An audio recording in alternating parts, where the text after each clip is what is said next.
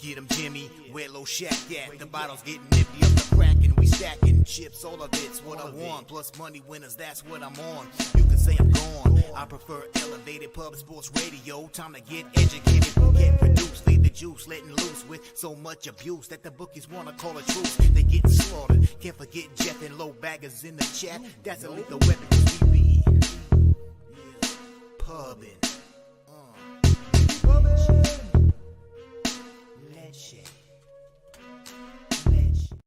What up, cappers, gamblers, punters, hustlers, low baggers? Happy Wednesday, April 5th to all of you. Thank you for watching Betting with the Bag right here on Pub Sports Radio. This is our time of year, baby. It's time of year where, at least for me, it's where I do my best. Focus on MLB, NHL, NBA, and get paid in full, which is what we did last night. Could have been a huge night. Came close to being a monstrous night, but it was a very good night. 5-2 plus 3.39 units in NHL. Florida -1 push. Columbus, Toronto over 6.5 lost. Detroit -1, 5-0. Devils -1. What was it? 5-1. Seattle, Vancouver over 6.5 cashed. The Edmonton, LA Kings first period under 1.5 plus 140. Full game under 6.5 plus 105. That's as easy as cashers get. And then I lost on Colorado -1.5 plus 100. If we go back in time, when we were setting up the card yesterday in the show, I said, I was like, well, I don't want to sit here with these favorites. I got off of the Hurricanes on the puck line, and I wish I had got off the Avalanche on the puck line. But I knew that there was a problem in my action when I was sort of going over it, and I fixed it a little bit. 5-2 plus 3.39 units. In NBA, could have been a monstrous night. Orlando first quarter plus 1.5 easy casher. Houston first half plus 5.5, cashed. Pelicans -4 was a mistake. LA Lakers Utah first half over 120 was so easy. And then OKC +8 full game loss. That first half, they scored 14, 15 points in the fourth quarter and screwed that up. I should have probably taken them first half, in San Francisco. But again, looking back at it, the Bulls went to -5. So there were people who got on the Bulls at -1.5. I was willing to get on them at -3.5. But when the show was over and it was time to bet, it was -5. So I didn't bet it. That's what gave me the winning day. So it's, important to know, I'm 3-2 plus 0.8 units, but you don't need to reach. If the line moves too far, just let that shit go. Your implied probability just keeps going down as your colleagues get better numbers than you, and you sit there, like an ass clown. And then MLB, it looked like I was going to have a monstrous day. The Brewers +130, fading Maximus Scherzer plan works beautifully. The Braves first three at +100. Steven Matz, fading him was just a gift. Dylan Dodd looked great. I could have done it first 5 and got a better line than the first 3 +100. But then I lose on the Seattle LA Angels first 5 under 3.5. A couple things got in my head, and I didn't take Seattle first 5 -0.5, and then Cleveland, Oakland first 5 under 3.5. Both those first 5 under 3.5 looked good, until the fourth inning, and both lost. So I'm only up 0.2 units. But I'm starting to feel it. I'm starting to feel it in MLB. I'm starting to see it, and it feels good. I'm ready to rock. Thank you guys so much for joining us. We're all business today. I feel like, we didn't get off to a great January, February. We had a nice, beautiful, big March, and we must stack winning days and winning weeks and winning months. Shout out to all the cappers joining us. We got Tom Miggins in the house, 9-3 day yesterday. Let's go levels to this shit. Let's eat. A great call. On your levels play today, a thing of absolute beauty with KD. A Viper MB in the house, back from Denmark, Sweden. Wow, I've never been to either of those countries. What a trip that must have been. He's on Pitt, Boston, first 5 under 5 -115. Atlanta, St. Louis, first 5 under 5 at -115. New York, Milwaukee, over 7.5 -105. Detroit, Houston, over 7.5 at plus 100 so far. I've copied and pasted that. There's Brian Watson in the house. Joe Ortner ready to get to work. What up, Joe? Brian Watson is Astros minus 1.5. For him. Jay Smooth, ready to eat. Luke Murphy. Andrew G said, I think I'm going to bet my first no-run first inning today. There's J Dub, who I had the pleasure of running with in San Antone. There's Fat Wally, Kong's Clips, Armchair MMA hit a plus 1850 banger last night. Boosted four-legger. Diamondbacks, Blue Jays, Cubs, Braves.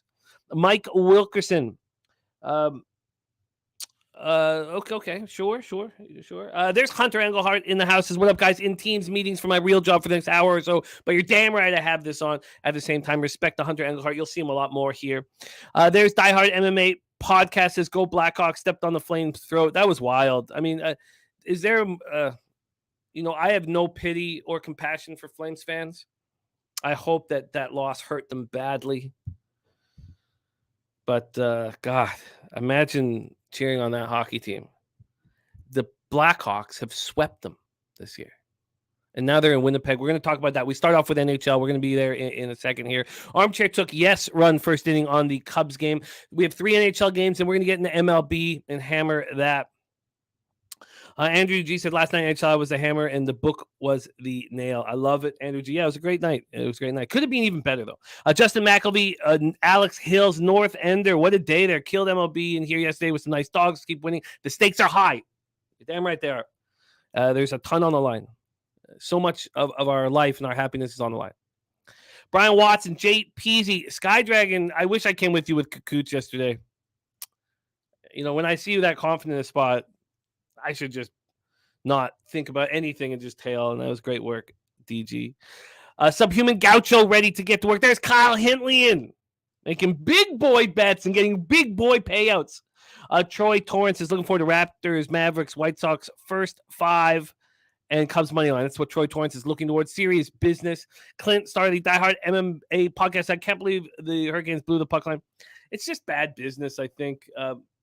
With the big favorites in those spots. I just, I don't know if it's, I was thankful to cut at least the Hurricanes. Help me have a nice day.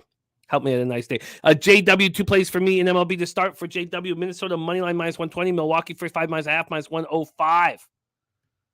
JW, thank you for sharing that with us. I will copy and paste that right here under MLB. Let's get this here. Copied and pasted, J-Dub. Thanks for hanging that out for us all.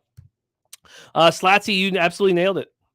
Slatsy said, like I said, this from Slatsy says, until you see Primo net for the Habs, it's not a play against Montreal. Tonight's Jets money line under and Bolts Rangers. Jets money line under and Bolts Rangers first period and full game waiting on goalies. Cheshire Cat looking at Phillies first 5. Rocco Rogers said had every day of profit in MLB so far. Yes, they got smacked. That happens. Don't worry. This is marathon, not a sprint. Von Polo in the house. Nice job catching the spread. I was following it closely, Von Polo, thinking of you, man. Christopher Comentini says over in that Canucks game. Yeah. And, that was another part of, just waiting to get as much information as possible, because had I made the bet before the show started, I would have been on the Canucks and then seen Colin Daly and that. No, I was just, lighting money on fire. Good thing. Billy Frieder came in near the end of the show, said Colin Daly has been confirmed, and we hadn't made the bet yet, so we just bet the over, and that's how we all work together to defeat the books. That's how we do it. All right, let's get to work here. Thank you guys so much for joining us. We have a combat critique looking for a UFC 287 pick, and he gets it from Clint, the star of the Diehard MMA podcast.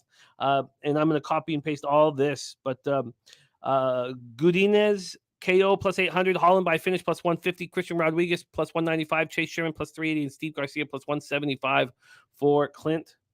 Let's make sure that this is all copied and pasted for us. Lock that in right there. Vito Garcia ready to get to work. Daniel Sun.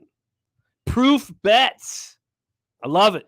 Tay Butta, Tom Morris, Christopher Comentini, Rocco. We got BJ in the house. Gifted Cartel. Slatsy says Oilers still alive in a big way. Well, we're going to need the Kraken to do work in that home and home. I believe it's home and home, but those 2 games with Vegas. I mean, and I hate when it's just when we're not in control. And, they're doing everything they can for us. Everything they can. Bo Jackson catch on the Panthers and Devils in the NHL last night. Jordy Nordman ready to get to work. Says, love listening on the way to work. Drive safe, Jordy Nordman, and thank you for rolling with us. Kyle Hintley and Julian Cesaro. What a great group. Nasty Nate in the house. Lucas Ryan, Johnny Guns. North Ender got the Lakers plus 130 live at the start of OT. Nice job. All right. It's time to get to work. Michael Wilkerson, David Goodrich, Justin McElvey, Archie 20. And Clint says Kyler's going to be pissed tomorrow. Watch out for that game. All right. Mike M says those Edmonton unders were beautiful. They were, man. Plus 140. First period under 1.5 and nary a goal. All right, let's get to work. There's my guy Swiss Horton in the house. Says, I'd like to make a bet with you, and if you lose, you have to wear a LaMarcus Aldridge jersey. God, that guy just... What did he do that last year in his last season? He averaged, like 1.2 rebounds a game while playing like 25 minutes? Jesus. All right. Dan Cousins said Brett Beatty had a double in his first at-bat, then made a great play in the field, then got hit on the hand. His next at-bat had taken out a game. That happens. Lucas Ryan says, extremely rainy day in St. Louis. All right, let's get to work. Let's get to work here. Coming off a great night in NHL. We're on a big run, but still it has not been a successful season. There's still time to get to the black. It's now reachable. We start at 7:30 p.m. Eastern. The Tampa Bay Lightning, 45, 26, and 6, 18, 19, and 1 on the road at New York Rangers, 45, 21, 11, 22, 12, and 4 at home. We're at Madison Square Garden in New York. Andrei Vasilevsky versus Igor Shesterkin. Mally Maloff, a 3-1 night in MLB. I love it. Brian Watson looking at the Jets, Rangers, and Oilers minus 1.5. Tampa 6-4 over their past 10, playing at with a 22.2% power play, 83.3% penalty killing over the last 10 games. The Rangers 7-2-1, 17.9% power play, 90.9% penalty killing over the last 10 games. Let's take a look at the line history here for this spot. We have the Rangers opening up minus 111. They're now minus 117. A 6-cent move towards them. From a total perspective, this opened up at 6, minus 107 as a pick'em. There's been a 4-cent move to the under. It did drop to 5.5 briefly, and it's back at 6. Andrew G says this game feels like a 3-2 kind of game, don't it? You know what? It doesn't for me. And these two teams are entrenched in their position for the playoffs, and this game means nothing. Absolutely nothing. Because of that, they're just going to be rolling 4 lines. Second power play unit deserves the bulk of the time almost. Matty Ice Taint play of the day is in. Oh, Kyle Henley, please say hello to your daughter. What a sweetheart she is. Please say hello to her. We send our love. The Low Bag fam sends our love to your sweet family, Kyle. And it's great that your daughter hanging with you this morning. Cap in sports. Families that cap together, stay together. Much love, man. I love that. Oh, it's sweet, Kyle. I'm very, very honored. Very, very honored. Very thankful. And, it just puts a big smile on my face. Dan Kelly says Scheffler should win the Masters, but can't bet that kind of chalk with this field. Live golfers is going to make the most interesting Masters to watch. Slatty says under 7-0 last 7, under 5-1 last 6 in New York. Look, I get all that.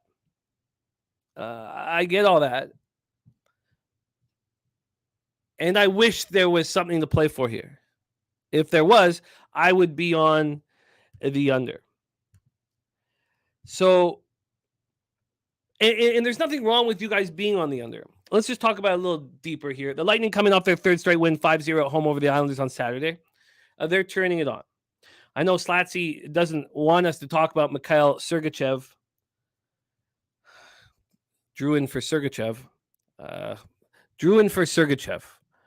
That is one of the trades that obviously cost Bergevin his job. La plus grande franchise dans la histoire du hockey.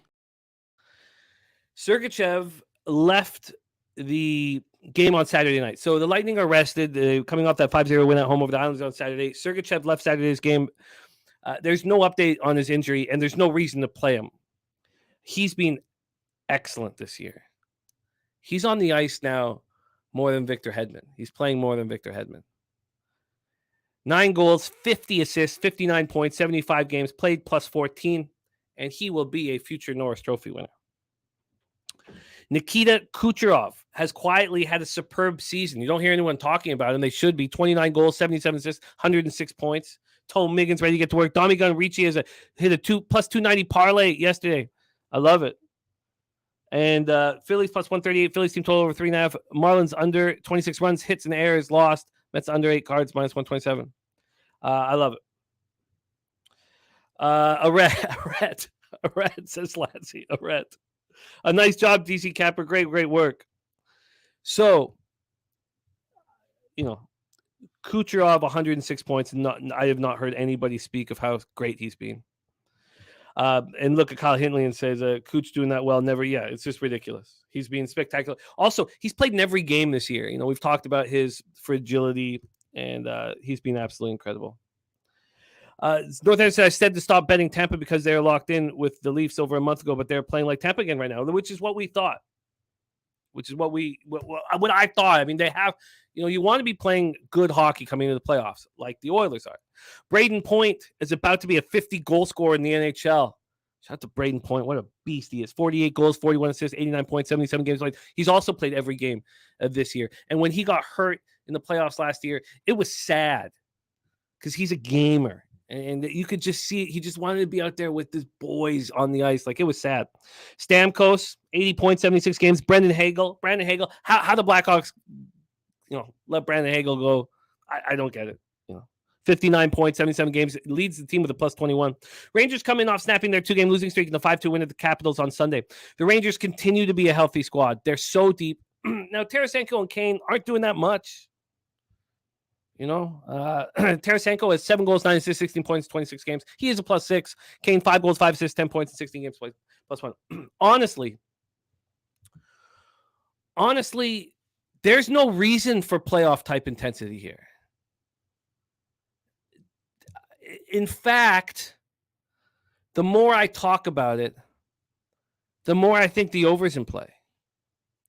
The problem is that Vasilevsky's starting to play great. And Shesterkin knows that Vasilevsky's, the best goaltender since Patrick Waugh. And Shesty wants to step up against his countrymen. So I can understand you guys wanting the under. I do not want anything to do with the under in a game that doesn't mean anything. And I don't really want to coin flip aside here in a game that doesn't mean anything. So I'm off that spot. I'm off that spot. Nuke Worker says just withdrew $1,000 from HBI thanks to Razor Sharp picks for the Arkansas Derby exactor, playing $523 for $2. Had a fin on it for $1,300. Yeah, Nuki baby. Oh, I love that. Ooh, shit. I love that, Nuki. Oh man. Ooh. God, that's dope, man. Look at that. Well, we'll be back for the Kentucky Derby and the Kentucky Oaks. We're going to do Friday, Saturday. I love that, Nuke. Okay, so look, I can understand I need to finish in the black this year in NHL, and this just does not appeal to me. So let's move on. Next up for us, 7:30 p.m. Eastern, Calgary Flames, 36-27, 15, 17, 11, and 11 on the road at the Winnipeg Jets, 43, 31, and 3, 24, 12, and 2 at home. Oh, man, Kyle Hintley got big action right now in tennis. I'll be cheering for you. Man. Clint says, I can't wait to walk down to the track and put money on the Derby. I can't wait for the Derby. But let's stay focused here. Canada Life Center in Winnipeg, Manitoba. It's confusing what's happened in Calgary. It's very confusing. It's confusing that Vladar hasn't played. You have Markstrom playing 16 of 17 games. I'm not entirely sure why Darryl Sutter has decided to do that. It's clear that Darryl Sutter, some of these people are just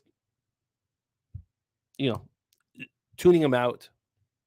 Absolutely, so I don't know what to expect here. And to think that Dan Vladar has to be in between the pipes, it makes me think that they're going to lose. The problem is the Flames are a tough team to fade. They're a tough team to fade. They're coming off a complete embarrassment. The Blackhawks had lost 8 straight games coming in. So they're on the second half of back-to-back. Kadri's getting raked over that giveaway. And Mike M says Jets 26-2 versus the Restless Road Dog. Restless Road Dog is winning only 35% of the time. Intersection G Trends on the Jets tonight. Winnipeg's not playing very good hockey, and their power play is 5.6%. Do we have 2 teams that are just tuning out their coach here? And Sutter and Bonus, 2 old school cats that are just maybe too old for the league right now. Flames are on the second half of the back-to-back we just talked about. They lost all 3 games versus the Blackhawks this year. They, outshot the worst team in the league, 36-23, but they were out-hit 29-17 and lost the face-off battle. They got Chris Tanev back. So I don't know what Vladar is going to do, and I don't really trust the Winnipeg Jets. The Jets were playing awful hockey, and I backed them on Friday with more confidence than I had in any other play on the card. They've talked about Bonus calling out the team. If you listen to the guys on the Jets, at least the leaders, they're all saying it was for the best. They beat Detroit 6-2 at home. They beat the Devils then 6-1 at home. They've won their last 2 games 12-3 at home.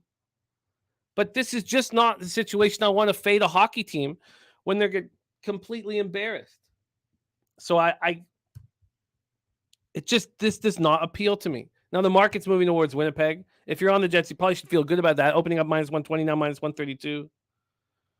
There was a huge 13-cent move towards the Jets between 9:47 a.m. this morning and 10:06. From a total perspective, this opened up at 6. It's dropped to 5.5. I think that makes sense. I think that this will be a very intense hockey game. I wish I could bet the first period under 1.5, but Dan Vladar, I can't trust him because Darryl Sutter hasn't been playing him. I was thinking that maybe if we talked about all these games here, that the action would come out. Rocco Rogers says, do the Jets have heart now? Look, I loved what the Jets were saying about Bonus calling them out again. I loved it. So, by the way, Jalen Brunson says, Andrew G says Jalen Brunson ruled out for the Knicks. First injury news to drop today. And we got action for Sharpie. Got that in here right now. And don't forget his show. It's blowing up as it should be. Is at 3:10 p.m. today. Thank you for sharing that action with us, Sharpie. We will be discussing all of those looks. Thank you, my friend.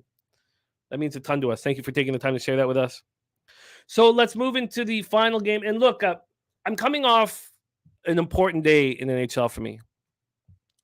Also, in NHL right now, let's just pull this up here. In NHL right now, I've 8 of my last 10 winners, and I think of those 8, 6 of them are plus money. And this just, you just heard Domi Gunrici, a capper who loves the NHL, saying he's going to wait till the playoffs. Look, I'm not going to wait till the playoffs, but I need to have angles that I can truly believe in and truly trust in. I just don't have them here. Let's go to the final game before we get in MLB because I got action in MLB. 10 p.m. Eastern, Edmonton Oilers 46-23-9, 24-11-3 on the road at the Anaheim Ducks, 23-44-10, 12-22-3 at home, Honda Center in Anaheim, California. And this is a very, very tricky spot for the Oilers. Very tricky. You just played the most important game of the season in the other team's barn, and you were perfect. You played the perfect playoff type hockey game. You won 3-1 after beating them 2-0, a very high scoring club. And now you have to play this trash heap hockey team that has lost 8 straight games. We just saw what the Blackhawks did to the Flames. Now, the Flames can't be trusted. Can the Oilers be trusted with Soupy Dumps in net? No. Now, we know that the Oilers are playing perfect road hockey right now. And Billy Friedrich on the Orioles puck line. Vegas did lose last night, Dave, but they lost in overtime. And it's going to now all Edmonton has all the tiebreakers. Edmonton with McDavid, they're 0-4 in shootouts this year, and that's going to come down to what hurts them. Let's just take a look at the line history here. The Oilers open up at minus 341. They're now at minus 335. From a total perspective, this opens up at 7 as a pick 'em. There's been a 3-cent move to the over. I honestly, these are the toughest games in every sport. You go into your enemy's barn and you beat them, and then you have to play the worst team in the league the next night. It's very difficult. It's very tricky. Edmonton 9-0-1 over the last 10, 40.6% power play, 89.3% penalty killing. Anaheim 1-9-0 over the last 10, 15.4% power play, 70% penalty killing. Mally Mouse says Edmonton hasn't given up a goal since March 28th. No, they gave up a goal last night, Mally. It was close. And that tied it up at 1. That showed that oil. Look at what Nuge is doing. For years, I made fun of Nuge's shoulders, how he was just so breakable. Out of Burnaby Winter Club, a team that I used to play all the time growing up. And he's been spectacular this year. And now all of a sudden you look at contracts, right? Look at contracts. You know how much more Draisaitl is getting paid than Kuznetsov? $700,000 more a year. Draisaitl and Kuznetsov. And Kuznetsov demands a trade. Who you want to trade to? Go back to the KHL, Kuzi. Nobody wants you out here at that number. And your countryman, Alexander Ovechkin's about to break the goal record, and you don't want to play beside him? Get another 8-ball. Jordy Norman says this spot is Anaheim written all over it. It may, but I'm not going to take Anaheim here. I just know that I just know how tricky this is. Now, sure, we could look at the score tomorrow and see 5-1. This was easy. Sure. Nutflush said the Oilers go out and enjoy the LA nightlife last night. Absolutely not. Under no circumstances would they have done that. This is not the time to do that. Not the time to do that. No. God, no. Look, no. McDavid would not allow that. No, that's not acceptable. Even Evander Kane, who parties like crazy. But so Lucas Ryan says Oilers score 5 or more. Tay Buddy said had Oil money line mistakenly bet Oil puck line thinking it was the Avs. I love that. Deacon, I respect that very much. And you know what, Deacon? It's so funny you say that because I thought of you when I was like, oh, I hadn't worn this hat in so long, right? Since last year, but I was like, oh, Deacon's not gonna. You know what? I'll go out and get a Cubs hat. So the Ducks were just outscored on their 3-game Northwestern road trip, 15-5. Adam Henrique and Jamie Drysdale are done for the year. Look, this is not. We don't do this for. Look, this brings a ton of joy to our life, but this is just not for fun. I'm not just going to sit here and give out picks for fun. And I don't find a move here. The Lightning and the Rangers, I guess I lean towards the over because there's nothing to play for. There's no reason for any intensity defensively, except you have these 2 Russian goaltenders that want to be right. The Flames, Jets, I'm not bullish. The Flames have a ton of talent, and they if you look at their roster, you're like, well, this is a nice playoff squad. They just got Tanev back, but they can't be trusted. And the Jets have a 5.6% power play, and they just dominated their opposition twice in a row. If you want to back them, back them. So, and Dan Kelly says, what is the only minor league baseball not in the United States? And Slatty said, we already have our bet on the Oilers. Yeah. So yeah. No, I know nothing. Lucas, I'm not calling out anybody else for having action in this card. I'm just saying that for me, the stakes are very, very high. The only minor league baseball team not in the United States. Well, what is it? The Winnipeg Walleyes? Right? We got the Winnipeg Walleyes, don't we? Or are they independently? There's Ottawa and Winnipeg Independent. Okay. So nothing for me in NHL, and I apologize. But there's just so much at stake here for us to succeed. And look, tomorrow we're gonna have a monstrous card with Mr. Gokster, and so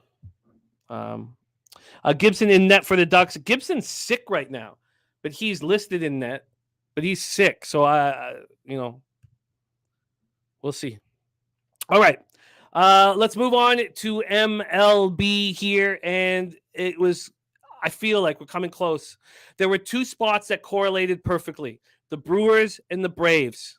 They correlated everything just like we did last year. Everything correlated, and they both cashed at plus money.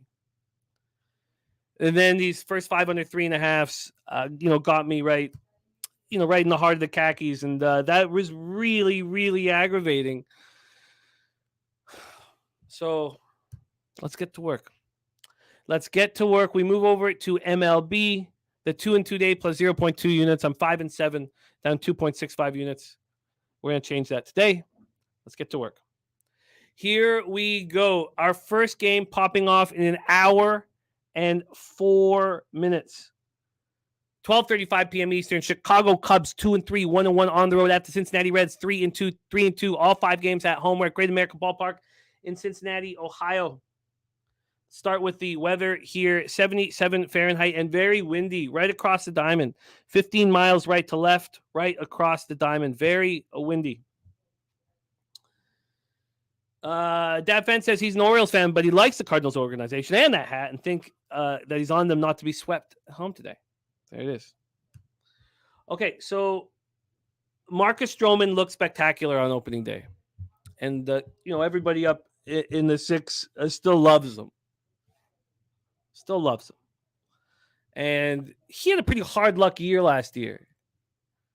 He looked great on opening day. 6 innings, 3 hits, no one runs, 8 Ks, 3 walks, and a 4-0 win at home. Hunter Green on the other side with his alarming velocity. We're all waiting for him to be spectacular, right? We're all waiting and waiting and waiting. 3 1/3, 5 hits, 3 earned runs, 1 homer, 8 Ks, 3 walks, and a 5-4 loss at home to Pittsburgh on opening day. Now he has the second consecutive home start. That should help the young man, 23 years old. Mr. Heat is climbing on Stroh's strikeouts. Hunter Green, 8 Ks, juice to the under, says Equinimus. Viper MB says Green is a fade until he gets his shit together. We have Sharpie's player props. He's given us 3 player props. Again, his show starts at 3:10 p.m. He does not have one in this game. Matty Ice is on the under 8.5. Deacon Mike says betting the Cubs to score over 4 has cashed the previous 2 games.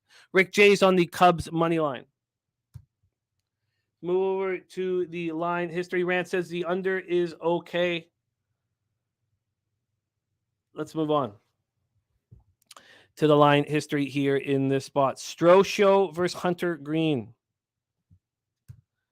We have a ton of wind right across the diamond that should help movement for both of these especially for Stroh Show.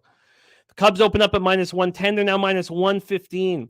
They got up to -123 at 8:09 this morning. And then there was 12 cents of buyback. 12 cents of buyback. Interesting. Surprising. So at that point, the Reds were down to +101. They're now back at +105. This is Bookmaker, though. I don't know why it's on Bookmaker, not Pinnacle. Pinnacle opened up the Cubs -103. They're now -115. So that's a pretty legit move there. Total-wise, we have this opening up at 8 at -109. It's now 8.5 at -120. We have gone up a half run. Interesting. Sharpie says this game is a big game. Says what happens when Stroman is in a big game? He deals. Says 2 black pitchers in Major League Baseball, 2 pitching versus each other today. American black. Bleds W says Bleds W in the house. Great to see you, Bleds W. Mr. Heat says Sharpie, tell them again Stroman will deal. So it's crazy, that football has taken. There's very few young black athletes gravitating towards baseball, and it's an important point. Equinimus says it's raining in Cincinnati. Is it raining in Cincinnati? No. It's not raining. I will tell you that. Don't worry. If it's raining, I will tell you that. Mike M says Reds one of the least profitable teams on a Wednesday. All right. So let's take a look at the cash flow here for this spot. Johnny Gunn said, I think both pitchers shove first 5 under 4.5. Dommy Gunn says Cubs minus 112. I wonder, so we've seen the movement to the over in the full game. Has that happened in the first 5 then? If you think that Hunter Green and Stroh Show are going to roll, let's see if it is the first 5 as well. Let's move over there right now. First 5 here has gone from 4 to 4.5.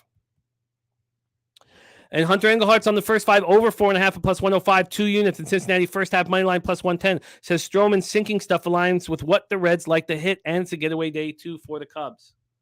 Let's bring out the lineup here. As we'll have confirmed lineups on a getaway day. But we haven't even talked about the cash yet. And just the fact that the market's moving towards the over, which doesn't necessarily correlate with the way I see the game going off. But that, I tell you, that makes me not want to. I'm just certainly not going to move on the under. Whether or not you can create a storyline for it, that's up to you. Because 35% of the tickets and 53% of the cash is on the under, and yet it's gone from 8 to 8.5. Did you see the fear in Peter Loshak's eyes when he was talking about, what the advanced computers and models are, how they've changed baseball and baseball betting and how his edges are smaller? We're going to demand him talk more about it. But here the books are opening up their arms to under cash. You have 84% of the tickets and 81% of the cash on the Cubs. And what I guess we have a 12-cent move to the Cubs, which is legit. There's just not enough correlation for me. Johnny Gunn says, when did it move to 8.5? I can tell you exactly when it moved to 8.5 here. Let's go over to the full game total. So this opened up yesterday at 5:07 p.m. at Pinnacle at 8 and minus 109 to the over. And within 5 minutes, money came in on the under. Then it was at over 8 was at minus 103. And it stayed at 8 until 8:07 this morning. It stayed at 8 for 15 hours. So Deacon Mike just asked Alexa who would win the game. Answer was the Cubs. I'd say the second hottest girl in my high school was named Alexa, and I don't think of a computer when you mention the name or whatever that is, whatever Alexa is, whatever that is. I think of something else. Tony Bay says Loshak said his edge is gone from the community. Did you see the fear in his eyes? Sharpie says Volser for Cincinnati, first player in over 30 years to start his career with first 5 hits being extra bases. We're going to go over every weather situation in every single baseball game. I promise you that, DC Capper. So we'll do that in time. Okay. So, and Sharpie saying the same thing. Remember, it's a travel day. Weaker lineups coming. So let's just go to this lineup, and then I'm not moving on this game. The only thing that would come close to correlating here, would be the Cubs. That's it. If you feel like the line has moved enough in their favor. Horner, Swanson, Happ, Bellinger, Mancini, Hosmer, Madrigal, Mastrobuoni, Barnhart, India, Friedel, Fraley, Stevenson, Vossler, Myers, Steer, Barrero, and Casali for the Reds. I'm not involved. There's Rodney Barton in the house. Great to see you, Rodney. Dan Kelly says AI will get to the point where the books will let you win just frequently enough so you don't stop betting and losing in the long run. That will be different for every person. I love hanging out with the different mix of cappers that we have here. It's just special. All right, let's move on. I'm off of Cubs Reds. JW is thinking I'm going to pull the trigger on the Cubs. Let's move to the next spot on the board. 1:05 p.m. Eastern. Philadelphia Phillies 1-4. All 5 games on the road at New York Yankees 3-2. All 5 games at home at Yankee Stadium in the Bronx. Dabby Cab in the house. What up, Dabby Cab? Bankroll Spence says a capping doomsday coming. Dominic reaches to Stroman in the past has pitched well versus Cincy. You'll notice that I'm only using certain stats here early in the year. I will talk about what these teams did in 2022 versus lefties, but that's about it. That's sort of the way I like to start things here. Let's take a look at the line history here for Yankees, Phillies, Nola, Cole, and let's start actually with the weather first. I should start there. 51 Fahrenheit cold, 8.4 miles per hour in, 8.4 to 7.5. It is cold, and the wind is blowing in. Take a look at the line history here for this one. Yankees opened up minus 142. They're now minus 154. From a totals perspective, this opened up at 7 and has dropped to 6.5. Let's take a look at this first 5. This first 5 opened up at 3.5 and is now at 3. It moved to 3 at 9:04 this morning. North Ender says Cole should handle these guys. Mike M says early season favorites in rubber match 22-1. Wow. That's a Cubs angle. Tony Bass is on Yanks minus 1.5. And Coin said a 6.5 total with these rule changes. Kyle Hintley and looking at the Yanks first 5. Aaron Nola did not look good at Texas on opening day. But Hunter Engelhart is on the Phillies first half money line. Says too much value coming off first win last night not to take a shot. And we have a Cubs Reds rain delay. It's crazy that that's happening because we have very windy but no rain at RotoWire and at Swish. Dabby Cab says he'd probably go first 5 over with the green Stroman. Wow, BJ, it's wild. So we have a rain delay, but I've got nothing here and 0% precipitation. It's wild. So I imagine that will be a short one, but you guys can let us know. Aaron Nola did not look good on opening day. Is there an expectation of change? Garrett Cole looked spectacular on opening day. Would there be any expectation of change there? That's up to you guys. I don't know why there necessarily would be. Garrett Cole went 6 innings, allowed 3 hits, 11 Ks, 2 walks. Let's pull up the line history, the cash flow here and take a look at the lineups as well. Sorry, that's not cash flow. Sorry, let's get this cash flow up here. So here we go. We have 89% of the tickets and 91% of the cash on the Yankees. That is a lot of money on the Yankees. That is a ton of cash on the Yankees, man. Let's take a look again at this line movement. 91% of the cash on them. And they've gone from minus 142 to minus 154. They got up to minus 159. I mean, that's legit movement. Let's talk about yesterday. Where was the game where we saw the biggest movement on Pinnacle from the opening line to the closing line? It was Seattle Mariners. Bleds has the Cole over 8.5 Ks. And JP just says tornado watch, 87% rain in Cincy. It's crazy. Why do I not have that? Let me just pull up the weather network. So, yeah, they've got rain here. I mean, they don't have rain. They have a chance of precipitation and storming, but they don't have like actual storm. I don't know. It's crazy. The weather in Cincinnati, Ohio is questionable here today, obviously. All right, so let's take a look at the lineups here for this one. The Phillies: Turner, Schwarber, Realmuto, Derek Hall, Castellano, Stott, Bohm, Cave, Marsh. For the Yankees: LeMahieu, Judge, Rizzo, Torres, Donaldson, Cabrera, Cordero, Trevino, Volpe. You know, I don't want it. I don't want. Look, to me, I can understand why everybody's on the Yankees. I'm going to be on a spot that everybody's on in the next game. But, you know, who is Aaron Nola to you after that terrible start? Now he gets to play in, you know, arguably the most storied stadium here in our league. I mean, obviously, you know, Fenway and Wrigley are more storied than the new Yankee Stadium. But I just don't feel interested. Andrew G says Realmuto came out and said that the pitch clock is messing with him. And Hunter Engelhardt says plus 160. I respect that you're taking that shot, Hunter. But I got action here, and I'm good to go. So let's roll on. Next up for us is a double up spot for me. 1:05 p.m. Eastern, Tampa Bay Rays, undefeated, 5-0. Last two games on the road at the Nationals, 1-4. Nationals Park in Washington, D.C. Let's take a look at the weather here in Washington, D.C. It's crazy that what if every team maybe this is the problem. See, now I'm looking at all the precipitation and it says 0% at Swish. Oh no, it's changing at some spots.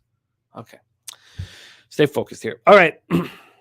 83 Fahrenheit, warm in Washington. 10.8 miles per hour out to left center, gets up to 12.9 miles per hour. Let's take a look at the cash flow here. Billy Friedrich saying Corbin is so bad. He wasn't quite as bad as it looked. Like 2 of those runs were unearned, but I agree. There's an opportunity here just to collect cash against Corbin right now, and why would we not take it? But this isn't even a spot. Tampa Bay opening up at minus 229 to now minus 255. Total wise, this opened up at 8. It's now at 8.5. We'll go over it to the cash flow here in this spot. We have 92% of tickets and 90% of cash on the Rays. 64% of tickets, 78% cash on the over. IEOD, great to see you. Res Mob in the house, man, bear, pig. So the difference to me, and the reason why I'm on the Rays first 3 minus a half at minus 125 and first 5 minus 1 at minus 126. That's a first 5 minus a half at minus 160 and a first 5 minus 1.5 at plus 110. So I've doubled up on these 2 spots here, and I'll tell you the difference between, you could say, like, why would you want to be on the Rays with 90% of the cash on the Rays and not want to be on the Yankees with 9% of the cash on the Yankees? Is because we already heard from Hunter Engelhardt, who's a spectacular MLB capper, that he's on the Phillies first half plus 160. Because we know that Aaron Nola is capable of being an elite pitcher in Major League Baseball. We can't say the same thing about Patrick Corbin. And Garrett Cole is a top pitcher in the league. Shane McClanahan could be better. So why would I sit here and not put myself in a position where all I need is, are they going to score? Are the Nats going to score a run in the first 3 innings? So, look, the Rays in 2022 hit 256 with a 711 OPS against lefties. The Nats gave us value against lefties at times last year. Now, they were only 245, 676, but they were atrocious against righties. They actually hit lefties okay. Heath Holloway looking at the under and the Rays money line. AOD says Corbin, the dumpster fire. Dominic Reed says, don't forget Shane just missed the Cy Young last year. Jeffrey Stasovsky says everyone on the Rays makes me want to sprinkle the Nationals. Look, I get that. And I'm not on the Rays full game. And I don't mind that Nats lineup. I backed them a couple times, I guess just once this year with Jose. But I don't mind that Nats lineup. And I think but I just see McClanahan. Look what he did. Now, sure, it was at home over Detroit on opening day. 6 innings, 4 hits, no runs, 6 Ks, 1 walk. But I just expect more of that here. So I'm on the Rays first 3 minus a half. It's up to you. How do you get the VIG down? Everybody handles this stuff differently. I'm on the Rays first 3 minus a half, minus 125. Rays first 5 minus 1 at minus 126. And that's it. AOD says, get in and get out like your side chicks. Man Bear Pig says, Nats one of my favorite spots today. And says, Jeffrey, I'm going to sprinkle on that. Well, I'll be cheering for you. Just get it later in the game. All right. So let's move on. I've moved on this game as well. 1:10 p.m. Eastern. I want to watch this game badly. Unfortunately, I got to watch the Rays-Nats game because I've doubled up there, but I'm going to be keeping a close eye on this baseball game. Minnesota Twins 4-1 on the road this year to start off the season. Very impressive. at the Marlins, 2-4 with all 6 games here at Lone Depot Park in Miami, Florida. Pablo Lopez returning to Miami. Now, before last year, where he had some hiccups at home, he was spectacular at home. Absolutely lights out at home. And now he's going back to face his old squad after pitching very well at Kansas City, at a pitcher's ballpark. 5 1/3, 2 hits, 8 Ks, 3 walks. Then you have Jesus Luzardo, who I believe in enormously. He went 5 2/3, 2 hits, no one runs, 5 Ks, 4 walks, and a 2-1 win at home over the Mets. We were on that first 5 under. That was when he went up against Peterson. Equanimus says this is a Twinkie spot. Domi Gunricci's on the Twins' first 5. Rocco Rogers on Pablo over 6.5 Ks at -115. JW on Twins money line. Man Bear Pig says Twins spot methinks. And Nut Flush moved on the Cubs team total over 4.5 plus 110. And Ramos looked the under 7.5 Pinnacle this morning. And there's TJ took mini -108. With all that being said, I moved on the first 5 under 3.5 at -115 because I think Luzardo's going to pitch well here. The Twins were 240 with a 701 OPS versus lefties. They weren't that good against lefties. Wine Time Sports is on the under 7 in this one. He has his total projected at 5.8. And Stimmy OG is on the Marlins. I'm not on the Twins here. But I think both pitchers can deal in this situation. And I'm on the first 5 under 3.5 -115. Let's take a look at the line movement here in this one. We have the Twins opening up -105. They're now -113. They got up to -119 an hour and 20 minutes ago. And there was legit buyback down to -111. Let's take a look at the total here. This total opened up at 7 at Pinnacle yesterday at 5:16 p.m. And it got up to 7.5 a few different times, which is interesting. Right now it's at -108 to the over. But that's interesting that it got up to 7.5 a few times. And also, you know, when the line moves at 7.5, I often like to see how soon was it back at 7. 17 minutes when it moved at 10:31 a.m. Took 17 minutes to get back 7.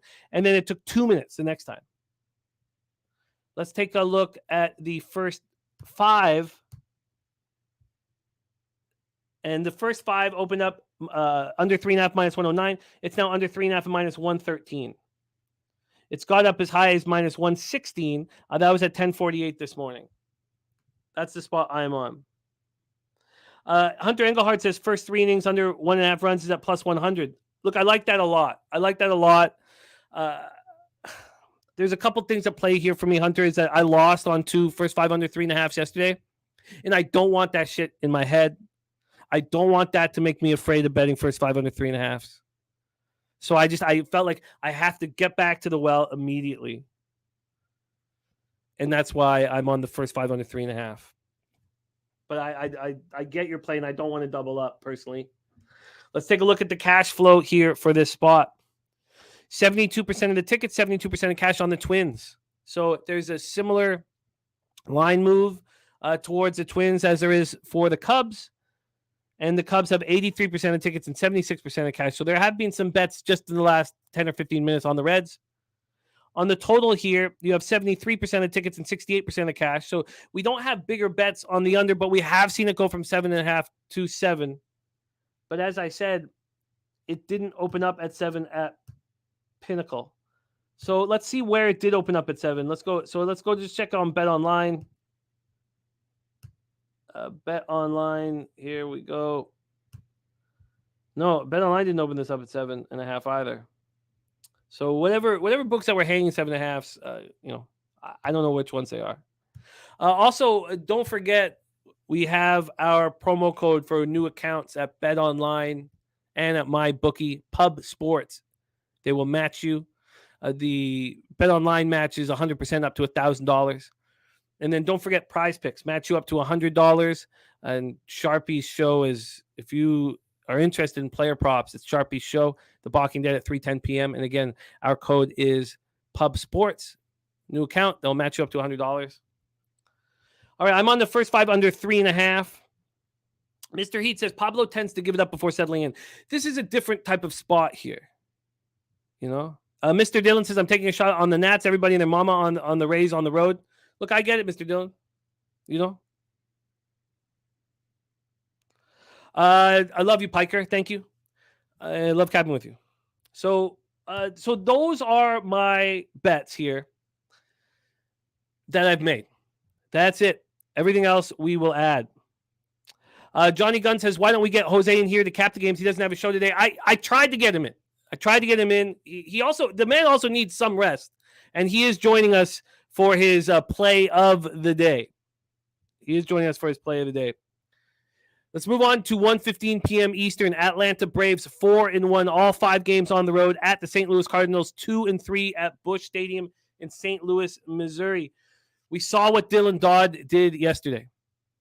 It was impressive. Now, why wouldn't Bryce Elder be able to do the same? Let's discuss young Bryce Elder because he's not Grayson Rodriguez, the number 7 overall prospect in Major League Baseball. But he is a legit pitcher. 5th-round pick out of the University of Texas. And that was in 2020. Last year, he did pitch in the show for 54 innings. And he was good. 3.17 ERA and 1.24 whip. They also gave him a start in Gwinnett already. Gave him a start, just keep him fresh, keep him loose. He allowed 4 earned runs, struck out 4, walked 1. You know, that doesn't concern me that it wasn't a spectacular start. He just needed to get the work in. If you look at last year, he was worse in Gwinnett in AAA than he was in the majors. Something seems to turn on when he is, in the show. Going up against Miles Michaelis. Michaelis looked awful in that 10-9 loss at home to the Blue Jays. He went 3 1/3, 10 hits, 5 earned runs, 6 Ks, no walks. Wine Time Sports says he has 2 units on the Cards, -120, now -130. Says this lineup is going to click today. They're so talented and should get to Elder early and often. North Ender is on the Cards.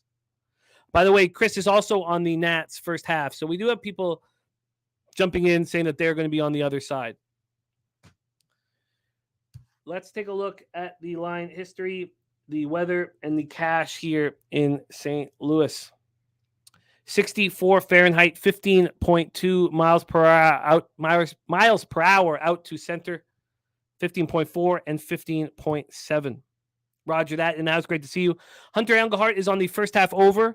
Cardinals first to score. Both teams to score 4 runs at +125, and Cards first half full game. JW says, is this an over spot in Atlanta, St. Louis? Well, Hunter Engelhardt certainly thinks so. Hunter Engelhardt says his Cardinals lineup feasts on low 90s sinker ball righties. Let's bring in the line history and the cash flow as well. Here we go. Elder Michaelis. The Cards open up at -121. They are now -127. 6 cents of movement towards them. We got as high as -129.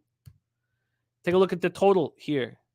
This total opened up at 9, -116 to the over. This was at 10:36 last night at Pinnacle. And there's been a move towards the under. The over is now over 9 at -107. This over was at 9 at -115 at 11:44 a.m. It was 8 minutes ago that we saw an 8-cent move towards the under. Let's take a look. Lucas Bryan says rained all morning in St. Louis. Extremely humid right now. Currently downtown. Let's take a look at the cash flow for this spot here. This over here. Here we go. Cash flow here. We have 61% of the tickets and 71% of cash on the St. Louis Cardinals. Then we have 25% of the tickets, but 51% of cash on the under.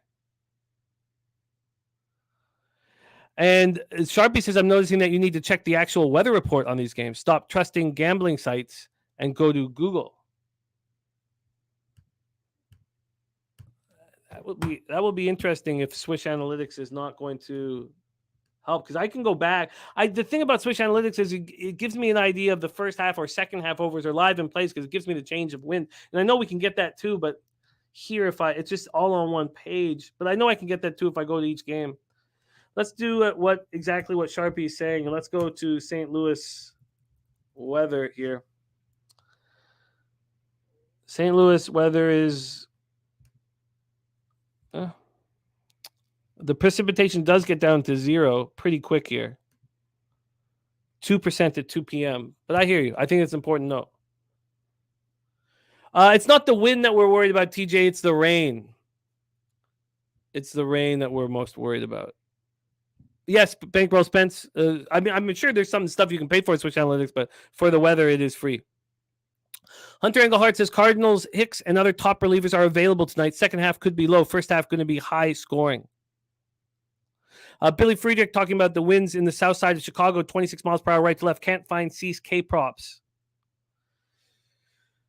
So I understand what you guys are doing with the St. Louis Cardinals here.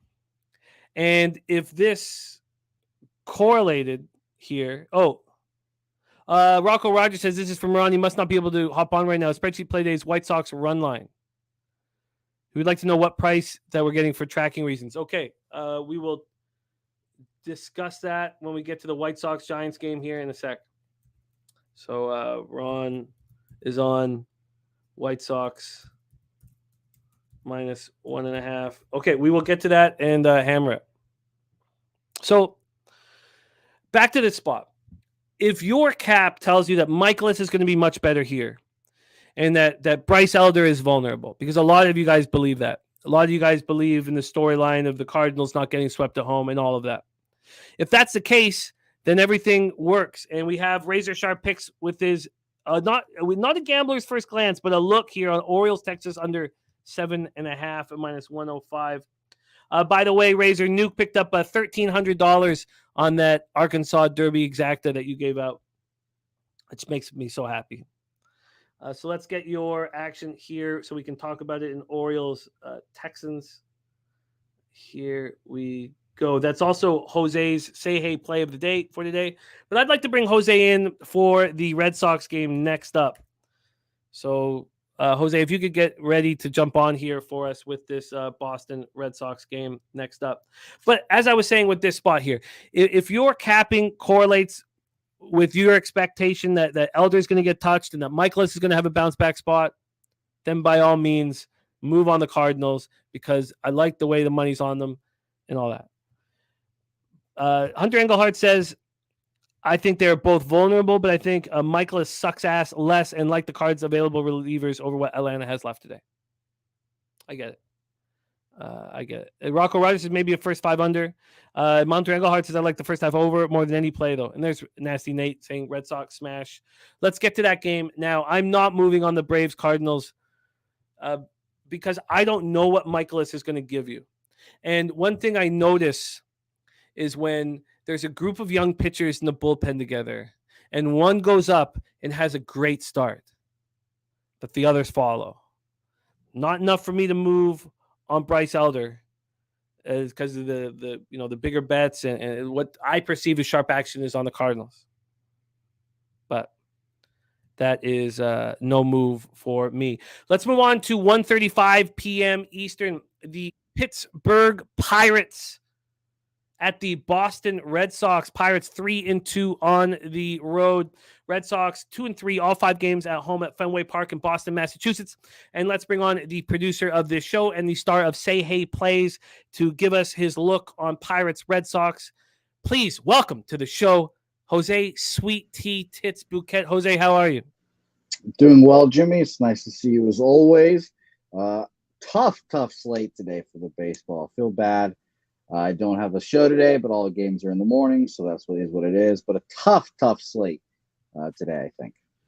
41 Fahrenheit in Boston, very cold. 10.7 miles per hour, right to left, slightly in. Dies down to 9.9 miles per hour here.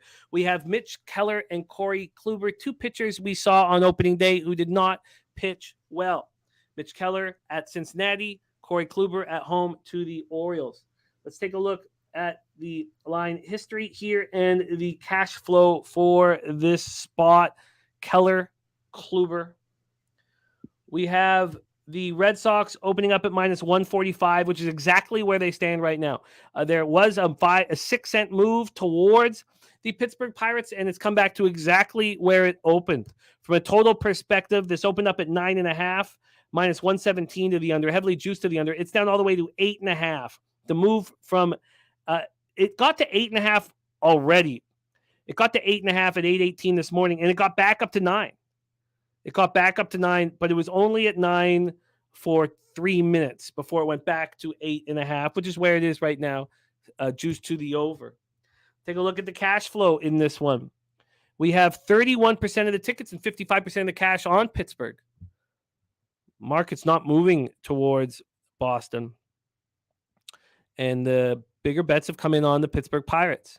Then you have 34% of tickets and 62% of cash on the under, and that's obviously moved. The markets are concerned that it's moved to the under. Billy Frieder says Pittsburgh money line again, raise it. Kevin K saying hello to you in French and adding the E to your last 2 letters. If it was a French name, we know it's not. Johnny Gunn says Pitt gets the sweep. I've been on them all series. We'll be on them again. Banana Boat liking Duval over half base, Reynolds over 1.5 bases, and the over. Von Polo also on Pittsburgh money line. We have Sean Sullivan moving on 5 picks here. I will copy and paste that. And Hunter and the Heart says, getaway day for both teams. Pittsburgh has off and Boston heads to Detroit. Feel like with this shitty weather, these guys just want to get out of here, but also feels like these shitty pitchers could be a slugfest. And Nasty Nate is nice enough to say that Pitt players eat ass. Corey Kluber and Mitch Keller. Keller went 4 2/3, 6 hits, 4 runs with a homer, 8 Ks, 4 walks, and a 5-4 win at the Reds on opening day. Kluber looked bad, 3 1/3, 6 hits, 5 runs, 2 homers, 4 Ks, 4 walks, and 10-9 loss at home to the Orioles on opening day. And we were on the Orioles team total, and you helped guide me towards that bet when you were with us on opening day, Jose. So without further ado, the lineups are out. We can discuss them as well. How are you making money here in Pittsburgh, Boston? It's kind of tough to read Corey Kluber. I haven't had much time with him yet. I don't know what kind of guy he is yet. He struggled that first time out, which was not that surprising. But honestly, it just seems kind of like auto plays for me nowadays. I don't know why the Red Sox are this high of favorites. I wouldn't bet them this high of favorites. It'd be Pirates or nothing for me. But I'd lean more towards Pittsburgh team total over again. I was on it last night. I got it 4 push last night. Whatever. But it's strange because I mentioned this on my show yesterday. There's starting to be some scuttlebutt about the balls being juiced again. Like Alex Cora was saying that he's never seen the ball fly this much in Fenway Park with all those high run totals over to start the year. There are already people like, all right, we got to study the balls again. So they're going to be your independent reviews or studies to see how the balls are doing. Apparently there's less drag on the ball as well. So figure all that as you will. That's why I stopped betting unders, Jim. The first 2 days, I bet first 5 unders and I lost all of them. And I was like, you know what? I'm just going to stop betting these first 5 unders until I get all this shit under control. Now, obviously, you bet the first 5 under of 2 of my favorite pitchers of all time right now. I mean, I love both of them. And on top of that, by the way, Jim, I don't know if this will scare you and make you feel better. Roof's open in Miami today. A rare roof's open in Miami. The roof was only open like 4 times all last year. Wow. 2 times. So the roof is open, so shout out to them. But at the end of the day, it's Pittsburgh team totals for me here again, though. Pirates team total over, I believe you can get a 4 right now at even money. If you want feeling a little juicy, 3.5's at minus 130. But yeah, I'm agreeing there with Mike M. You know, it's what do people want? Faster games, higher scores, no shifts, a little bit of juice balls, maybe perhaps. Pitchers getting a little rattled by the pitch clock, pitch time, or whatever you want to call it. But I just don't think that the Red Sox should be this high of favorites. Give me the Pirates here if I had to play it. But the real play I'll give out for the show here, and we can make it official, obviously, Pirates team total over 4 at even money yet again. I know that you're not certain what Kluber is going to give us here. Who has the advantage on the mound between Mitch Keller and Corey Kluber? That's an excellent question. I would lean towards Corey Kluber just based off experience and, a little more veteran savvy to be able to bounce back from a shit start. I pitched against them last year, did Corey Kluber against the Pirates. Let me pull it up again real quick. I just had it. He went 5 and a third, 5 hits, 2 earned runs off a home run there. So nothing that really will blow your doors off. And then Mitch Keller on the other side, we haven't really talked about much. You mentioned him getting touched up at Cincinnati, but Cincinnati Hitters Park, just as Fenway is, so maybe he gets rocked here again. He pitched against the Red Sox last year too, and he got crushed. 2 innings, 5 earned runs in those 2 innings. So I definitely lean towards the over here, but that's just an easy me leaning towards the over in every game because the juice balls are the juice balls or whatever we have right now. So we'll see. I'll lean towards the over, like I said, and Pirates team total over. And what was the juice on your Pirates team total over? Even money. Plus 100. All right. I do not feel like there's an edge for me here, and I do want to keep things a little tight early in the year, and I just don't feel like there is an edge for me. Jose's on the Pirates team total over 4 at plus 100. He is back after one more game. We have one more game. I can stay and cap these next 2 games if you'd like, since the next one is to say, hey, minute as well. Perfect. Let's do it. Next up for us, 1:40 p.m. Eastern, New York Mets 3-3. All 6 games on the road thus far against the Brewers, 4-1, 2-0 at home, American Family Field, Milwaukee, Wisconsin. I am 2-0 in Scherzer starts. And I almost did it with you there, Jimmy. I heard you say that you think he's vulnerable. These older pitchers are starting to look a little shaky, and I was like, am I going to bet the Brewers are like an over here? And I didn't. So shout out to you. Thank you. It's a long year, but if we just build off what we did last year and what we're doing as a group, we should be very, very successful. Billy Friedrich says the average time at Jimmy's shows is longer than an MLB game. Thank you. That is 100% true. That is 1,000% true, and that is shocking to say. Okay, let's get to work. American Family Field, Milwaukee, Wisconsin. David Peterson. He was a part of a first 5 under that I cashed under 4. I can understand your trepidation, and we'll be talking a lot about it. David Peterson, 5 innings, 8 hits, 1 earned run. It was a solo shot, 5 Ks, 1 walk, and 2-1 loss at the Marlins. Corbin Burns. When you go to arbitration, you have to deal with what the team is going to say about you. And it's a business. And his feelings are hurt. How is that? Like, I don't know how mentally tough he is. I don't know but his feelings are hurt. It's raining outside and I feel sad. Fuck off. 5 innings, 4 hits, 4 earned runs, 3 Ks, 3 walks, and a 4-0 loss at the Cubs. That's actually a line from a Chris Pronger commercial like 20 years ago when they were talking about tough guys in hockey, and he's lying on the bed with his diary, and he says, it's raining outside, and I feel sad. And I thought it was funny in that commercial. Probably not here. Brewers 2022 versus lefties, 222 and 674 OPS. They were bad against lefties last year. Bad. Justin McElvey, Mets over 3.5 team total official look for our guy, Justin McElvey. Let me just set a quick table here, and then we will hear what Jose's say hey minute is on this game. Justin McElvey on the Mets over, team total over. Line history wise in this one, Peterson, Burns, we have, here we go. Milwaukee opening up at minus 135. They're now minus 127. So we have a move towards the Mets.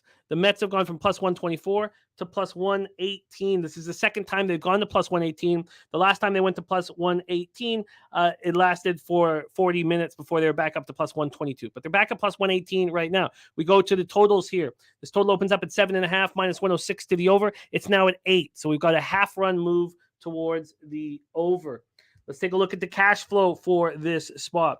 We have 67% of the tickets and 81% of the cash.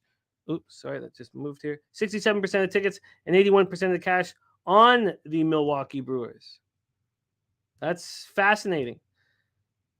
The market is moving towards the New York Mets, and the bigger bets are coming in on the Brewers. From a total side of things, 33% of tickets and 51% of cash on the under, and the market's moving to the over. So the advanced computers love what the public are betting in this game. Take it away for us here. Mets, Brewers, Jose. I thought this was an easy play. Shout out to the Earl brothers, Mets fans. They were raving last night. Brewers, they're Mets guys. Maybe their feelings are hurt because the Mets got their ass kicked yet again. And Jimmy, we were on opening day together. We looked at the Mets lineup. The first thing that we said is, this isn't that good of a lineup. Like, we immediately threw our red flags up. We were like, I don't know about this Mets squad right now. And we said it. They spent fucking $500 million or whatever they did. And then the lineup's just okay. I mean, like I said, it's not that blow your doors down. And I think Corbin Burnes is going to be fine. I watched his start. I felt like deja vu because the very last year, opening day, I can remember it clearly because I'm pretty sure I was on his strikeout prop that day, opening day last year. Just didn't pitch well. I was like, and it's the same start against the same team. And I'm pretty sure they were both at the Cubs last year. So I was like, okay, whatever. History is repeating itself. I'll follow the history trend here. He bounced back last year, I should say, against admittedly a shitty Baltimore Orioles team at that moment. Still early, still didn't have a Dadley Rutschman. Dominated there. I think he bounces back here. I think he's one of the better pitchers in baseball. I'm confident in him being able to go back there and succeed. Brewers' offense has been hot, shockingly enough. All their young batters are just hitting the ball really well, and I've been shocked to see they've got 2 Brian Andersons on their team, which makes it extremely confusing for some people, but both of them are hitting, so who cares? I just trust this Brewers team more than I do the Mets, and I'm going to fade the Mets when I can. So I'm going to be very interested to see. I took Brewers -1. I got +108 last night. It was a say-hey minute play, so I don't know if that counts as me tweeting it perhaps. But, yeah, -1 +108. I think you might actually be able to get a better line, too. As always, use a run line calculator. Shout out to Ron Crawford. I'll drop it in the chat while we're here. But, yeah, I just think the Brewers are just too good. It makes me nervous. Makes me very nervous, with the way the market has set this up. But I will be cheering for you in this spot. I do like the change of venue, for Corbin Burnes. I agree. I did not like him explaining how hurt his feelings were in the offseason. Well, you don't like feelings in general. No, life's a business, man. No, I don't like that shit. But I digress. I look at Brewers -1 +108 for you. McElvey Mets over 3.5 team total is official. And TJ says Burnes had the best conditions to pitch in last week. And Sharpie says I think the Mets have the best lineup in the National League. They did they not face a bunch of studs in Miami? All absolutely legit. All absolutely legit. What everybody is talking about. I do not think the Mets have a better lineup than the Padres. I'll just say that now. There's no shot on that one. And TJ says you guys are going to want to be on the over. Says almost the gift first 5 over. Almost the gift. Let me take one last look at that. Almost a gift. What is an almost gift? Like, did you have to return it or something? That total going from 7.5 to 8 is pretty wild. With the money on the under, I kind of like Peterson's last start, albeit it was against the Marlins, who can't hit lefties, and the Brewers struggle a bit against lefties. Jimmy Two Shows. I have some interest in that first 5 over, just based on the market, really, not necessarily my own X's and O's here. Let's keep up. Let's keep rolling. We will be moving on to NBA here shortly, but we still have a few games left here in MLB. So let's move on to 2:05 p.m. Eastern. And this is the Jose Say Hey play of the day spot in Baltimore at Texas. We've already heard Sharpie give us McClanahan over. McClanahan 6 or more Ks at -144. He's also on the number 7 overall prospect in the majors in Grayson Rodriguez to have 5 or more strikeouts at even money. 5 or more at even money. Pull this up here. Move over here. And he's also got DeGrom strikeouts in this game. So he's got Rodriguez. He's got 2 strikeout props in the same game. He's got Rodriguez 5 or more plus 100, and he's got DeGrom 8 or more at minus 146. Mally Mal says, who the hell is Grayson Rodriguez? Let's discuss young Grayson Rodriguez right this very second. Oh, that's Bryce Elder. Sorry, let's discuss. This is a first-round pick, 11th overall in the 2018 draft out of high school in Texas. And as I said, the 7th overall prospect. He did get a start in Norfolk. I don't care what happens in these one starts. They know that they're about to get their MLB debuts, and it's just about staying loose. So he didn't look that good. 4 innings, 3 hits, 1 homer allowed, with 2 strikeouts, 4 walks. I don't care. I'm not putting that on him. Last year, he went from high A Aberdeen to double A Bowie to triple A Norfolk. He spent most of the time in Norfolk, and he was awesome. 6-1 with a 2.20 ERA, 0.93 whip. He had 97 strikeouts and 21 walks, 97 strikeouts in 69 and 2/3 innings. He's a special young pitcher. So we have, move over here quickly. Grayson Rodriguez for the Orioles going up against Jacob DeGrom, who looked terrible in his first start. 3 2/3, 6 hits, 5 earned runs, 1 homer, 7 Ks, no walks. So I can understand somebody thinking that there's going to be a bounce back opportunity for him. Let's say, and that somebody is our guy Sharpie, the K prop king.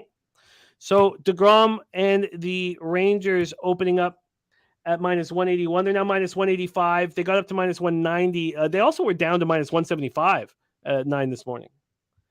From a total standpoint, this opened up at 7.5, juice to the over. It's now juice to the under. We go over to the cash flow here for this one. We have 36% of the tickets and 90% of the cash on the Baltimore Orioles. So the public is also obviously come in later. The big pro bets came in earlier on the Baltimore Orioles.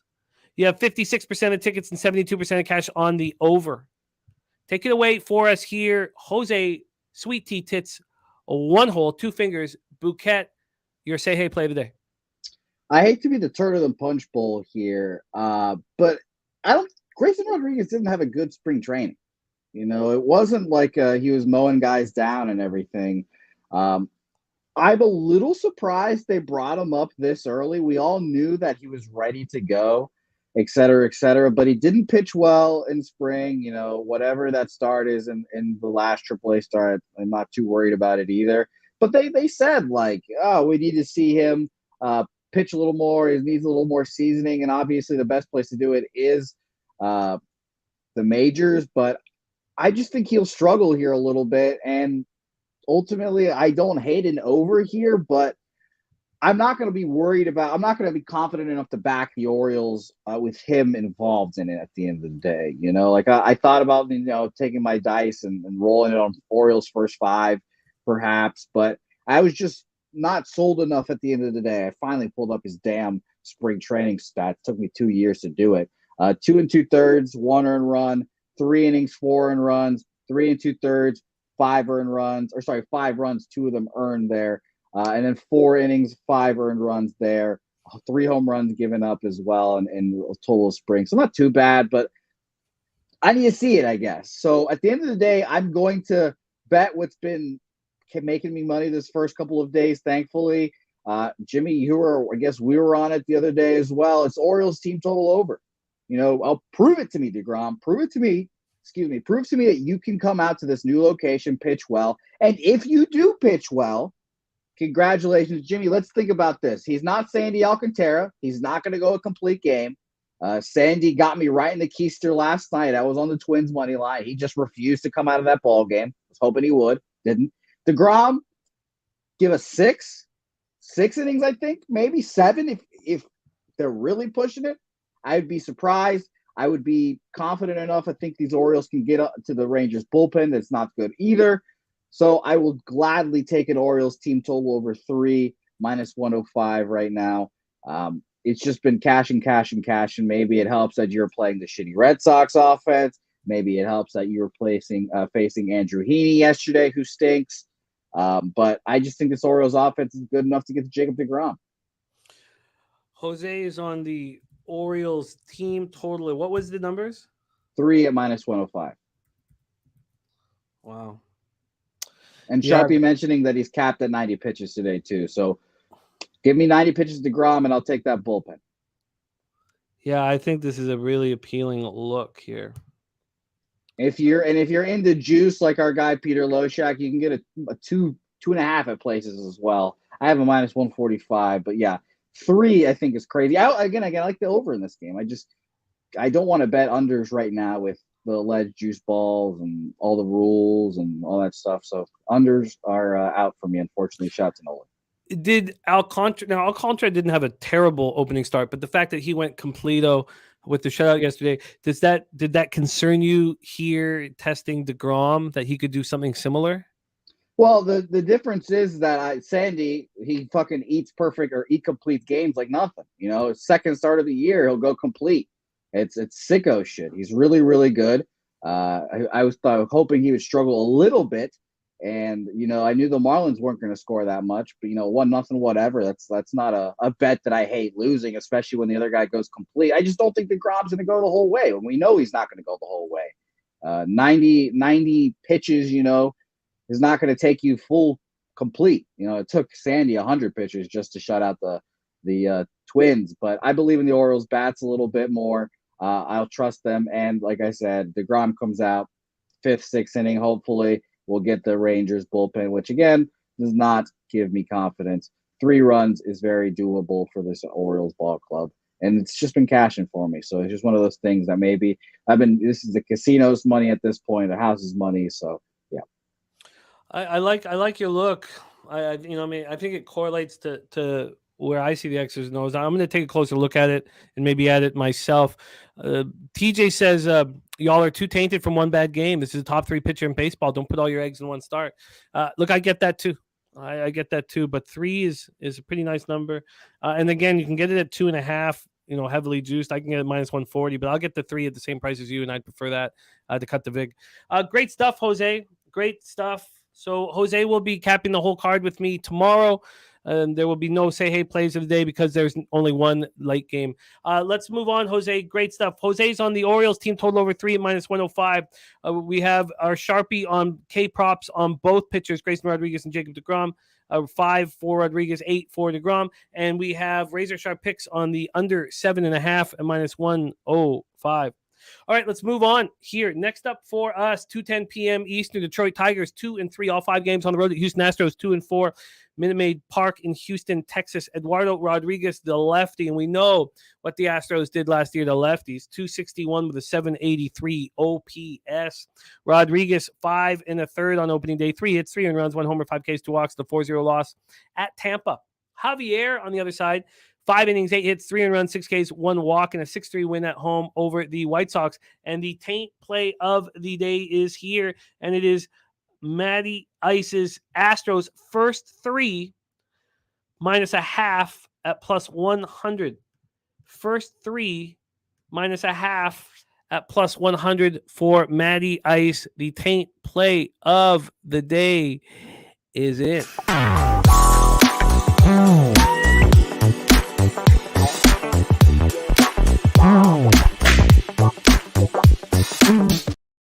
Taking it down to 3 innings. TJ says Detroit first 5 +0.5 at +145.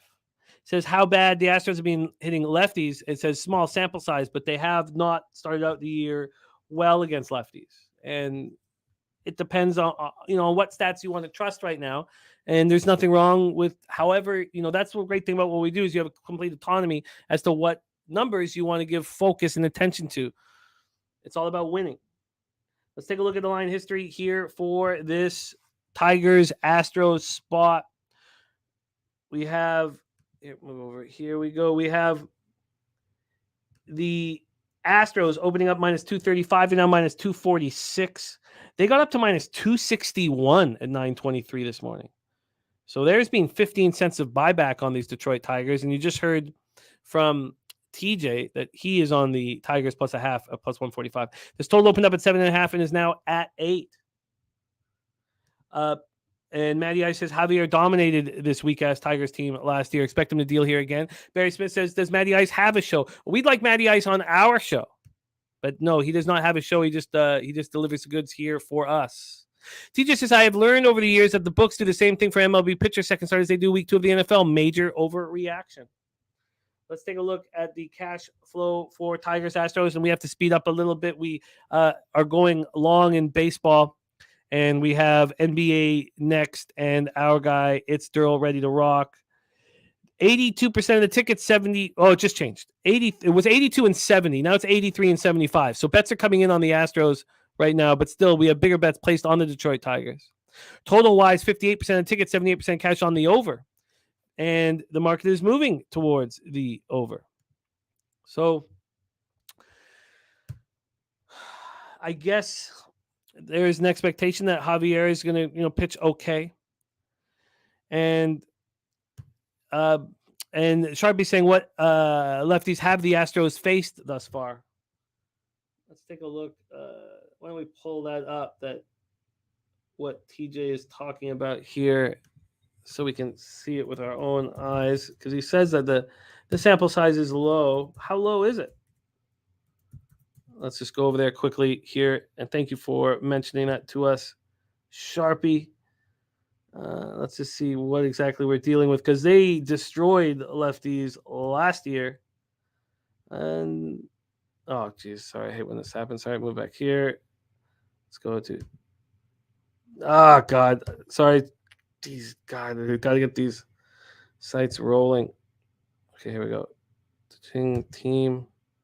There we go. All right, versus lefties thus far this year. The Astros have had how many at-bats? The Astros have had 27 at-bats. 148 with a 466 OPS. 27 at-bats. Oh, TJ has 32 at-bats. I have 27 here, but whatever. Taint play of the day, Astros first 3 minus a half at plus 100. TJ is Detroit first 5 plus a half at plus 145. We have them going heads up for each other. Barry Smith says then find a spot for him on the show. Okay, Barry. Whatever you say. Let's move on to 2:10 p.m. Eastern is the next spot on the board. I don't want to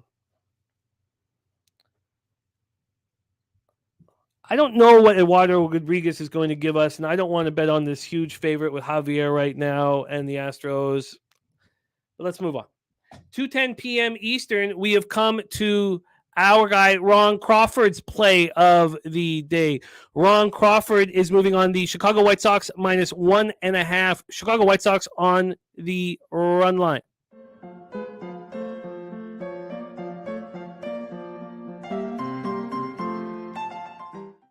Let's line shop for our Ron Crawford here. White Sox, after that spectacular performance by Cease. Let's take a look at what we are dealing with.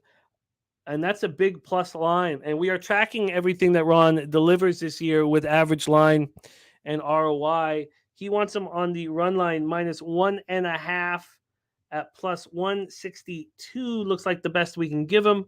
Let's just check the other books here on the White Sox minus 1.5 at plus 164 at BetOnline.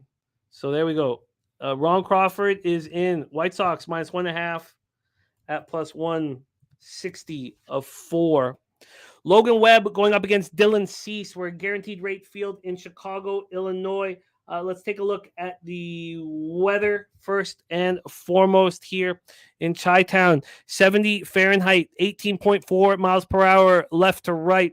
One of the reasons why I like Swish, even though there has been some problems with the precipitation numbers today, is that you see the weather change every hour and the wind change every hour. I know you can always see the weather, whatever, but weather change. But within an hour, it starts going out to left field. And then within 2 hours, it's after 1 hour, it's going to the left field pole. After 2 hours, it's going out to left field at 18.5 miles per hour. So if you're looking for second half overs, this might be the spot, especially with these two studs on the mound in Logan Webb and Dylan Cease. Matty Ice is on the White Sox minus 140. Sharpie says after what Cease did to the Astros, this could be the start of his Cy Young campaign. Mike M says Logan Webb in an 0-8 spot. Hip to be square play today's White Sox. Tampa at plus 130. Bo Jackson has White Sox and Blue Jays money line so far. Andrew D says Raptors down to -3. Really? Because I got them at plus 4.5. Do you mean plus 3? I hope it's -3. Hope it's -3. But we knew that was going to happen, right? But whatever. Let's stay focused here. We got our guy. It's Darryl ready to rock. So let's go. Logan Webb, 6 innings, 4 hits, 4 runs, 2 homers, 12 Ks, 2 walks, and a 5-0 loss at the Yankees on opening day. That's not a bad start, really, for him. He's a pitcher that shines in his home park, the Pitchers Park in San Francisco.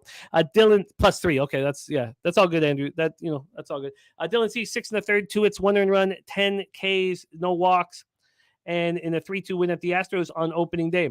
Max Welly says Ron Crawford's play today is the White Sox -1.5. That's what we have been told by our man Rocco Rogers, that Ron Crawford's at work. And Ron Crawford has a very serious job, and you're not allowed a phone where he works. You can't bring a phone into work. Very serious job that we don't need to talk about here. Let's talk about the line history here in this one. We have the White Sox opening up -132. They're now -128. That's a 4-cent move towards the Giants. Let's go over to the total. Total opening up at 7.5. There's been a 3-cent move to the under.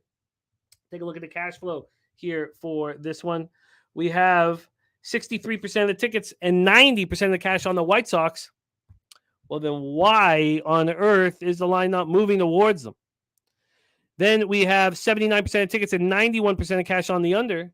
So then why on earth is there no move towards the under? Both spots confuse me as to why there wouldn't be a big market, why the books are very comfortable with the line the way it is. And TJ says, because it's an overreaction to the start. Number 2, baby. San Francisco plus 130 for TJ. Joe Yurkovich got -125. It was the opener. Obviously, when we talk about what the openers are, you talk about your book, I talk about Pinnacle. So it's not like I gave out the wrong opener, Joe. It opened up yesterday at 5:19 p.m. at -132. But, it's very important to talk about all these things, to have all the information out there. Look, I can understand why anybody would want Dylan Cease, and I get it. But here, if the line's not moving towards them, why are the books very comfortable having 90% of cash on the White Sox? It just Logan Webb's a very dangerous pitcher. He can be very good. We know he's much better at home, but this makes me nervous. This all makes me very nervous, and I don't want a part of it. We move on to 3:37 p.m. Eastern. Cleveland Guardians 4-2, all 6 games on the road thus far. At Oakland Athletics 2-3, all 5 games at home. There's Rico money in the house. Hunter Gaddis going up against Kyle Muller. Hunter Gaddis, is a pitcher we've talked often about. He's a 6'6", 260-pound bully in AAA. He's just a regular dude in the bullpen in Major League Baseball. Kyle Muller looked very good in his first start of the year. Gaddis, though, went 3 2/3, 5 hits, 4 runs, 4 Ks, 1 walk, and 9-4 win at the Mariners. Kyle Muller went 5 innings, 4 hits, 1 earned run, 3 Ks, 1 walk, and a 2-1 win at home versus the Angels. Let's take a look at the line history here, because I don't trust Hunter Gaddis. I don't trust him. But then the question is, can we possibly trust this A's team to hit lefties? A's team to hit lefties. A's team to hit righties at home. The answer is that you can't. You can't trust this team's bats. Is this the spot where Hunter Gaddis gets some confidence?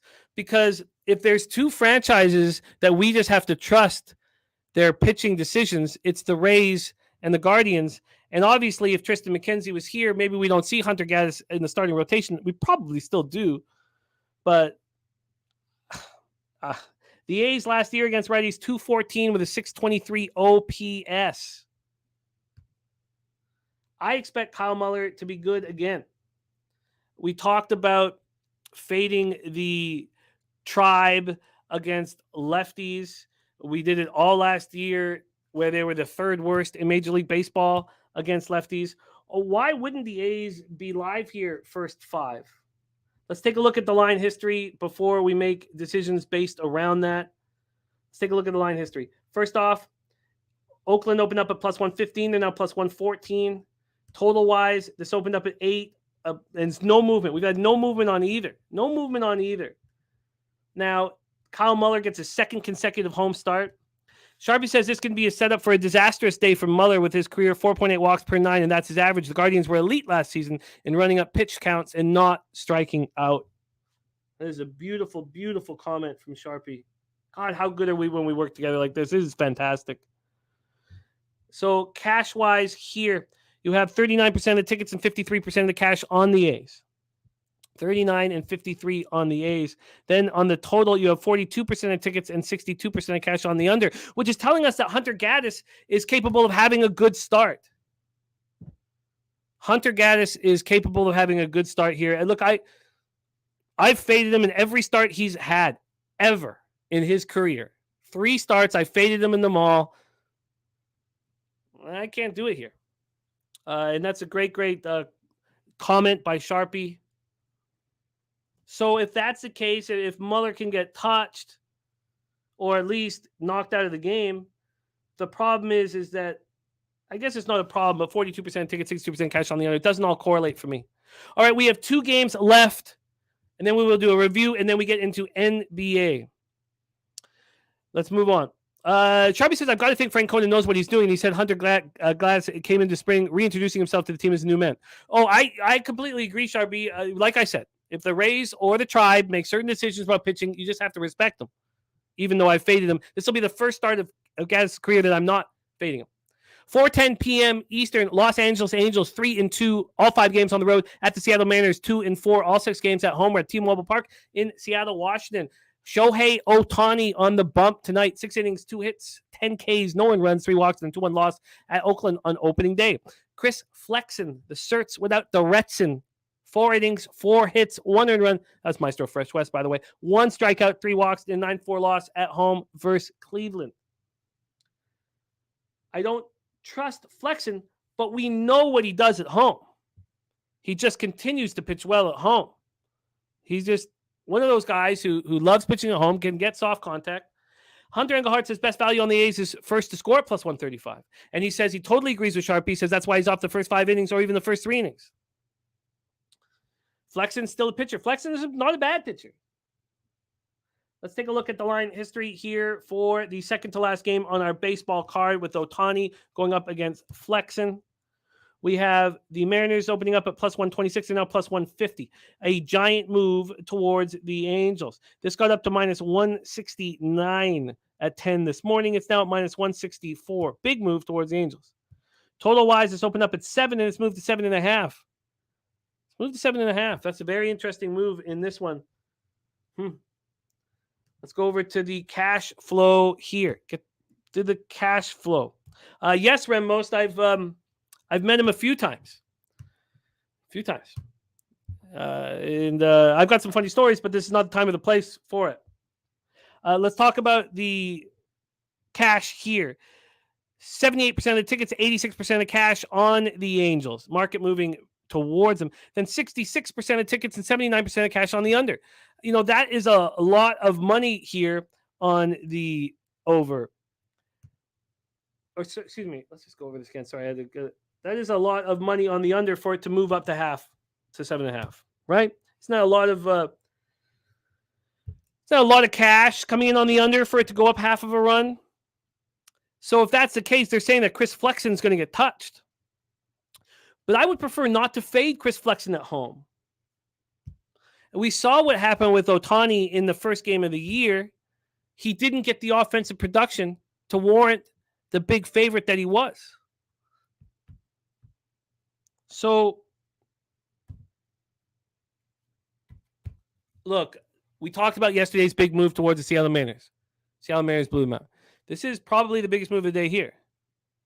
North Ender said faded Showtime last game leading Angels today. So, Joe Yerger says, too late to back LA. Got to think Mariners now. Love you, Wally, my man. All right, so at this point, that does not make me want to jump on the Angels here. I just don't want to fade flexing at home. I just don't know if there's value there. And has the Angels offense really... Rick J says, sounds like you want the first 5 under. Okay, yes, Rick J, I would say that would make sense. Unfortunately, this just went from 7 to 7.5, the full game total. So you could say, well, did the first 5 total move? Maybe that's a play on the bullpens here for the Angels. But this first 5 at 3.5, as the over's gone from minus 105 to minus 116. So no, it sounds like I want it, yes, but it doesn't correlate with the market, and I need everything to correlate. Connor Hurdy Kelly, like in the Angels, first 5 minus a half. Look, I get that look. I completely understand that look. I just would prefer not to go up against flexing at home here. All right, the final game on the board before we get to NBA, 7:40 p.m. Eastern, our lone night game. Going to be a lot of money bet on this lone night game. Toronto Blue Jays 2-3. All 5 games are on the road. They play their first 10 games on the road because of the construction at Rogers or Skydome, whatever you want to call it. At the Kansas City Royals, 1-4. First 5 have been played at Kauffman Stadium. Joe Yerger says, I think all the totals could move a little because offense is up around the league. That's fair. Alek Manoah took a lot of heat for that first start of the year. Went 3 1/3, 9 hits, 5 earned runs, 2 homers, 3 Ks, 2 walks, and a 10-9 win on opening day. This was after, of course, being a finalist for the Cy Young Award last year. Markel says Royals. Zach Greinke on the bump. We know that old man Greinke can deal with some arm fatigue. And he's not feeling it thus far early in the year. 5 1/3, 6 hits, 2 earned runs, 4 Ks, 1 walk, and a 2-0 loss at home to the Twins on opening day. It was impressive. Let's take a look at the line movement and the weather here in KC. First off, we'll hit the weather. This is the final game on the board, and then we will do a review. 51 Fahrenheit, 11.7 miles per hour, out to right field. Dies down to 6.6. It dies down fast. Let's take a look at the cash flow here for this one. We have the Jays opening up at minus 173. They're now minus 176, just 3-cent move towards them. Total wise, it's opened up at 9 and has dropped to 8.5. Now, the 8.5 is juiced. Cash wise, we have 85% of the tickets on the Jays, but just 49% of the cash. There's a lot of people in Toronto who think Manoah showed up out of shape. So just 15% of the tickets are on the Royals, but 51% of the cash. Total wise, 40% of the tickets are on the under, and 87% of cash is on the under. Mally Mouse says, how about the Cooch yesterday? Cooch was looking good, just like Dennis Garcia had predicted. This tells me that Greinke's going to have a nice start. Do you trust Greinke against this Toronto Blue Jays lineup? Absolutely not. Bankroll Spence says, this is a spot for the Vladdy bomb that everybody wanted yesterday. I am not going to move on the Jays right now, and I think that Greinke's probably bet on early. Wine Time Sports says he wants to take the Royals plus 1.5, and I get it. But it is time for us to move on to NBA. Very soon, we're going to be able to spend 2.5 hours on the baseball card. Very soon. We can't do that yet. But very soon, we're going to be able to. Mally Mouse says, how old is Greinke? I'm not going to type that in. Somebody else can answer that. Older than he looks. Let's review all action here on today's MLB card. Now, Mally Mal, he's not a fireball pitcher anymore. So, Markel says, please, I need that day to come. Trust me, it's very soon. Very soon. But right now, this is one of the toughest weeks of the year because we're not in playoffs yet in NBA or NHL. So, we got Sharpie giving us DeGrom 8+ strikeouts, McClanahan 6+ strikeouts, and Grayson Rodriguez 5+ strikeouts. Cubs Reds has been delayed. I have no action on it. Phillies Yankees, no action. I'm on the Rays first 3 minus a half at minus 125, and the Rays first 5 minus 1 at minus 126. I'm on the first 5 under 3.5 in Twins Marlins. Braves Cardinals, no action for us. Jose's on the Pirates team total over 4 at plus 100. Justin McElvee's on the Mets team total over 3.5.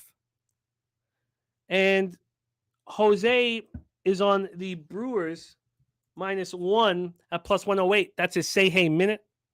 I'm interested in this first 5 over.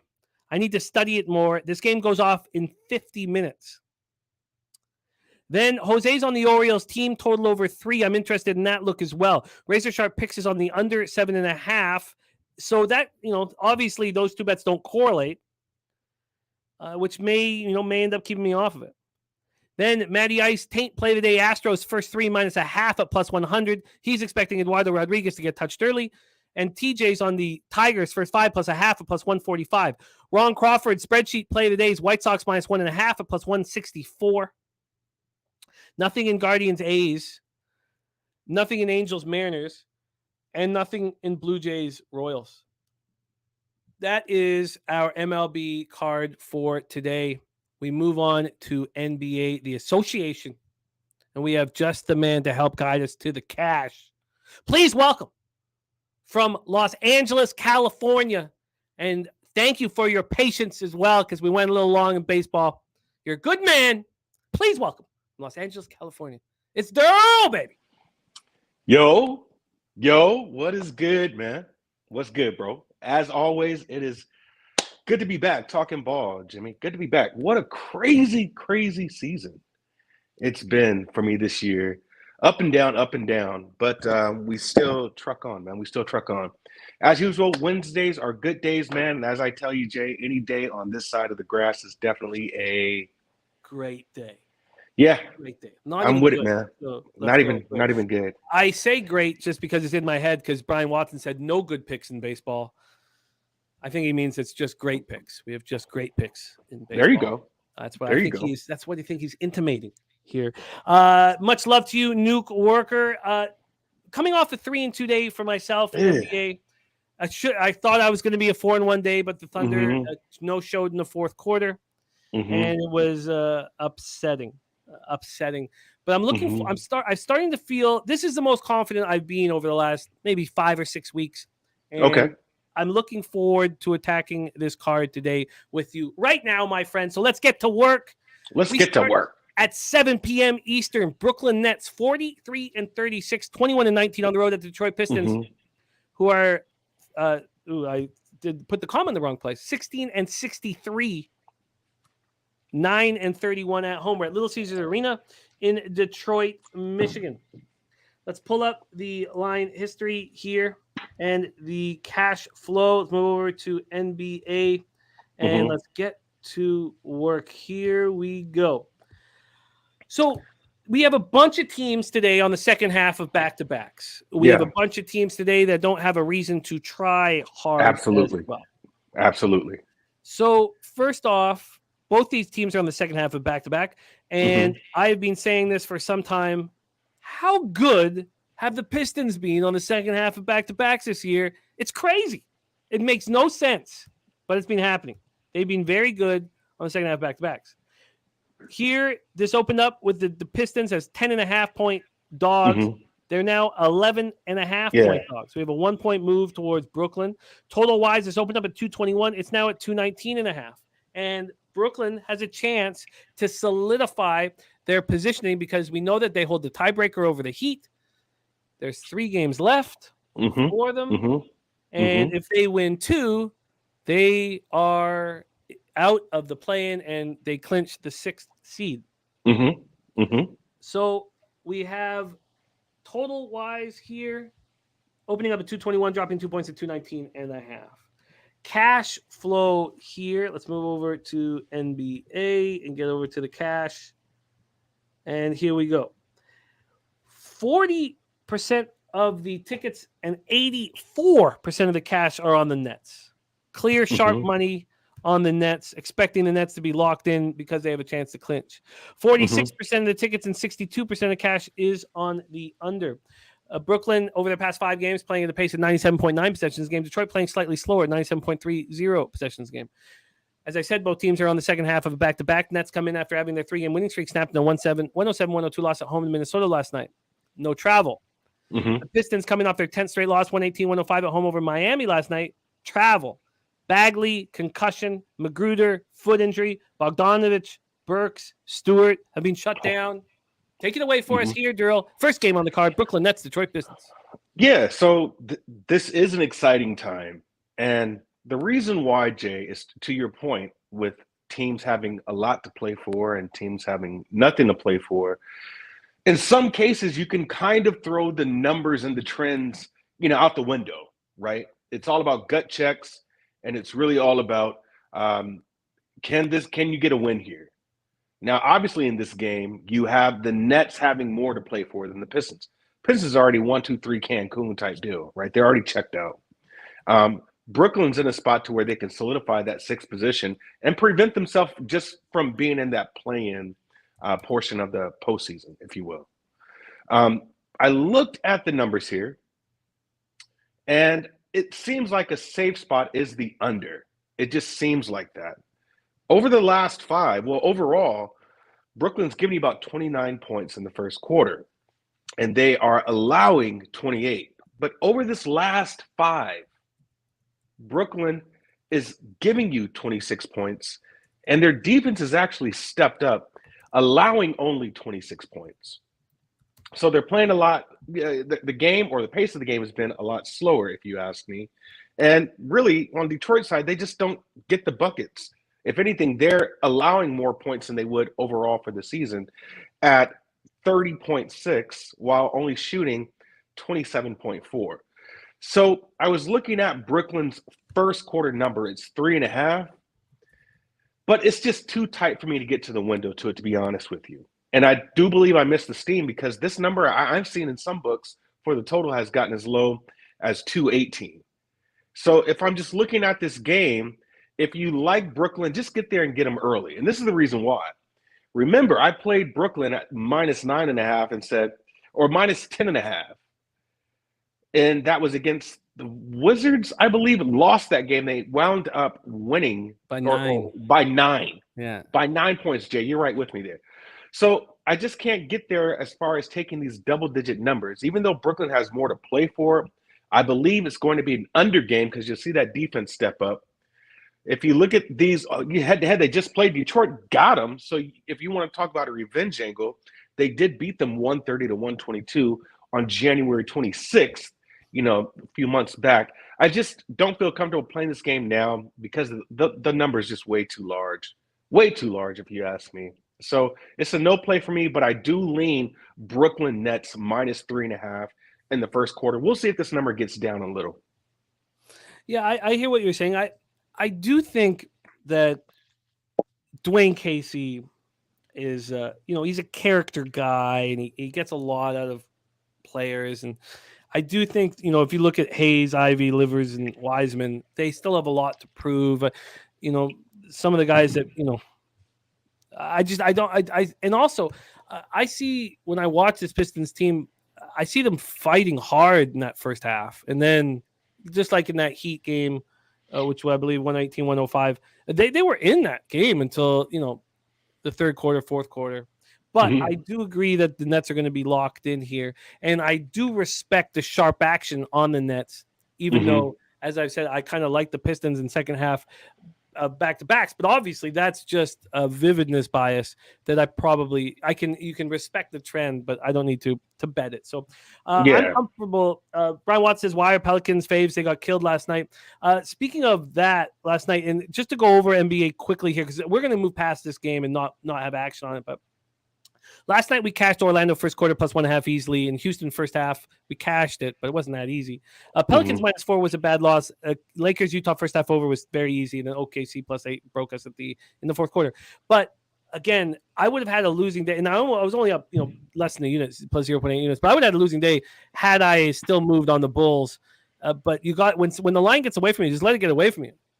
And there was a huge relief not to be on them as the Hawks, the enigma that the Atlanta Hawks are, destroyed them. So Bulls let me down there, Jay, because that was a game that you should have won. You should have won. Coming off such a great rally and comeback against Memphis, being down by 21 points. And so I think a lot of it, that's one of those recency bias things there. I was on the Bulls yesterday, lost that game, actually came close to the Nets yesterday because of the Timberwolves collapse against Portland. See what happened there. So the Bulls I liked, lost that. And it's been one of those kind of weeks. Well, we had a lot of love for the Timberwolves yesterday, and we had, Loshak was on the Wolves first half. We had Bobby Baum play today on the Wolves first quarter. So the only thing that wasn't, also we had BJ's 3-unit best bet. So that's, he had 1.5K on the Timberwolves. Oh, nice. Yeah. So nice. Good there was job. a lot. Good job. There was nobody on Brooklyn, and I still didn't move, but Wham and Razor did have Brooklyn Bridges over 2.5 threes. That was the only thing there. Rob Free says, how the Mavs favorite. Yes. Might not see something. We will get to that here. Listen, that's going to be a tinfoil hat segment here. I got a lot to say about that, and it has nothing to do with trends. So I love it. He is absolutely. I like the way he's looking. Rob, you're looking at the game the right way. Rob's a very, very strong capper. So he's a huge, huge asset to our squad here. He's very good, elite. Okay, let's move on here to the next spot on the board, the New York Knicks, and we have just heard about Brunson. Yeah, you might want to check the line, Jay, before you read off everything. I'm seeing a 4.5 now. I got as low as 4. Yeah, that's what's happened to this line history here.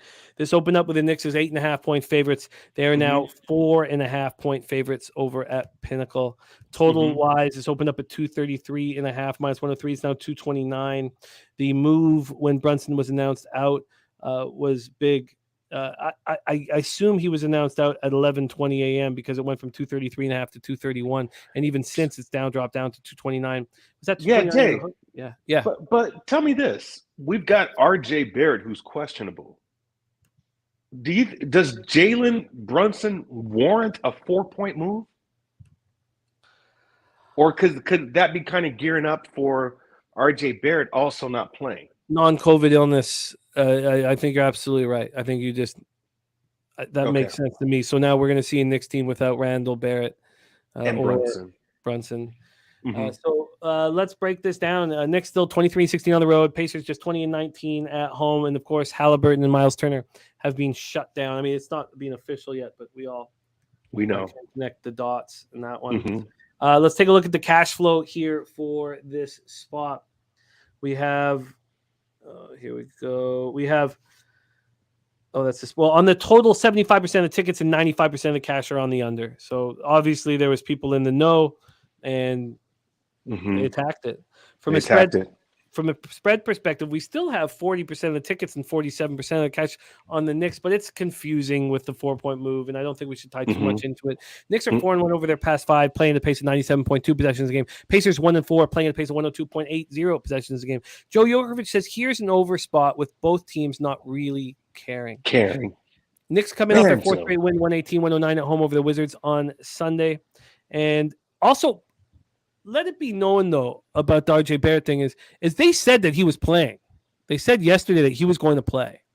But was he questionable yesterday? He was. Okay. So they said he was going to play. Maybe they're preparing. I mean, both teams, to Joe's point, have nothing to play for. Knicks have already kind of locked up their position, solidified their position. And the Pacers are already waiting to go 1-2-3 Cancun, right? In this case here, the only person who really has incentive to play, if he wants some award, would be IQ. He is right there with Malcolm Brogdon. They're the top 2 for the 6th man of the year, right? So if you're going to do anything, you would look at IQ's points. 25.5 is a lot considering the game before he had 22, and the game prior to that he had 14. Now, mind you, he probably does go off because – you're not having these guys play, but I would look at IQ props. I would look at Josh Hart props. His numbers probably be a little higher as well. But 4 points for Jalen Brunson, I mean, maybe it's just a late move, or maybe not, because Tibbs is that type of coach, man, who will play you even if you got one leg broken and, 2 fingers dislocated. He'll still play if you can get out there and dribble. So it's you hurry up and wait on this game. But a 4-point move would tell me, and that's just me, that maybe RJ Barrett doesn't get up, or maybe he's limited here. What do you think of this? And this was backed up by tell me you didn't just say that. Nutflush Allen says, "Let everyone talk about the Knicks having everyone out, including ESPN, then bet the Knicks." Mm-hmm. Then bet the Knicks. Absolutely. I mean, why would you take the Pacers? What have the Pacers done for you? Right? These guys are already eliminated. What I would have to say is, if you want to look at some angles and advantages, Knicks, best first half team in the league right now, right? Still 2-8 in the last 10 first half covers. Pacers, still the worst first quarter cover team. They're sitting at 7-3 in their last 10, right? So if you like the Pacers here, if you're a Pacers fan, take them early, get in and get out. It's still a gamble, but that take Pacers first quarter at plus 1.5, or just see if there's any kind of movement. If Barrett is ruled in, then I would assume this number might move up a half a point or so. So just wait for that. See if he can get a little half a point, little trickle. Take the Pacers first half at that, because the Knicks are not covering that, and the Knicks have absolutely nothing to play for. But I would think the more safer bet on this, in my opinion, would be the props. So I would just look at the prop market, look at Josh Hart, look at IQ, even look at Benedict Mathurin. I mean, this guy at one point in time was the highest scoring six-man or highest scoring player coming off the bench. Now, he's a long shot, but he might have something to prove as far as getting out there and playing against a team who has a player, different positions, but who has a player who is second right now. He's one of the front runners in Six-Man of the Year. It's a fascinating breakdown. And one of the things about, people saying, look, I just don't want to have anything to do with NBA until playoffs or something like that. And look, I get it. Again, I get it. However you want to handle capping it, there's a complete autonomy. But there are angles that you can find that are gold, and you just got to dig. Absolutely. And you got to dig. And Joe Yerby says, yep, I will be on the over. Even after digging, the thing is here is the Knicks pace. If you just, look at the Pacers pace, I mean, they're playing at 102.8 possessions a game over the last 5 games. I know they run up and down the floor. I like watching them hard and Mathurin. I think these guys are balling out. They know that they're getting all the run. Mm-hmm. I just don't know. I have a difficult time constructing the pace with, Randall and we've been seeing it without Randall. They're playing 97 possessions a game. Now you have RJ Barrett and then Brunson, and we don't know what's going on with Barrett. I have difficulty constructing the pace for the Knicks, and that makes me want to be hesitant here. So, Cyril Reyes says, "Where is LJ from H Town? Need my stats." LJ working. LJ working. He'll be in business. Don't worry. That's my guy. He's a great guy. I love him. Okay, and let's move on. Nasty Nate in the house with Celtics trifecta. We'll be there very soon. Yeah, we'll get there. Next up, so no action here, and I get that, but I hear what Joe is doing with the over, and I'll write down the note for my own. I'll write down the note so Joe is on the over.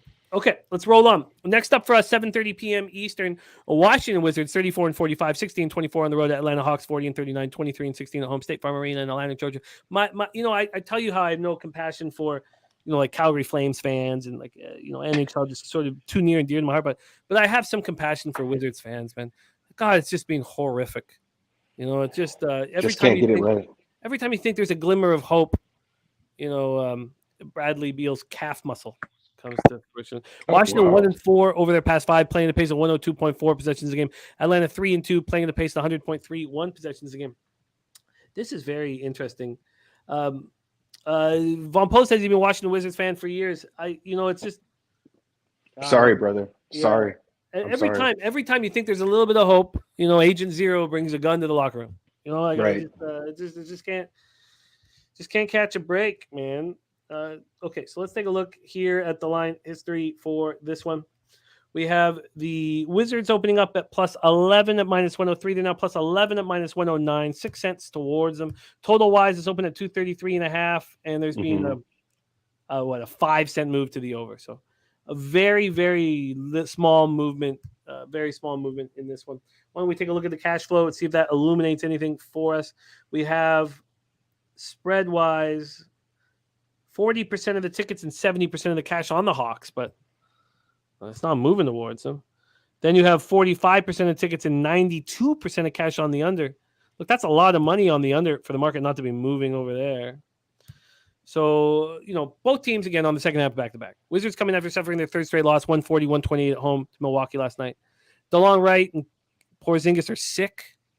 Avdija has left elbow bursitis, so he's out. He was out for last game. He's going to be out here. And so now you have, Beal out, Kuzma out, Monte Morris out. So you're down 4 starters.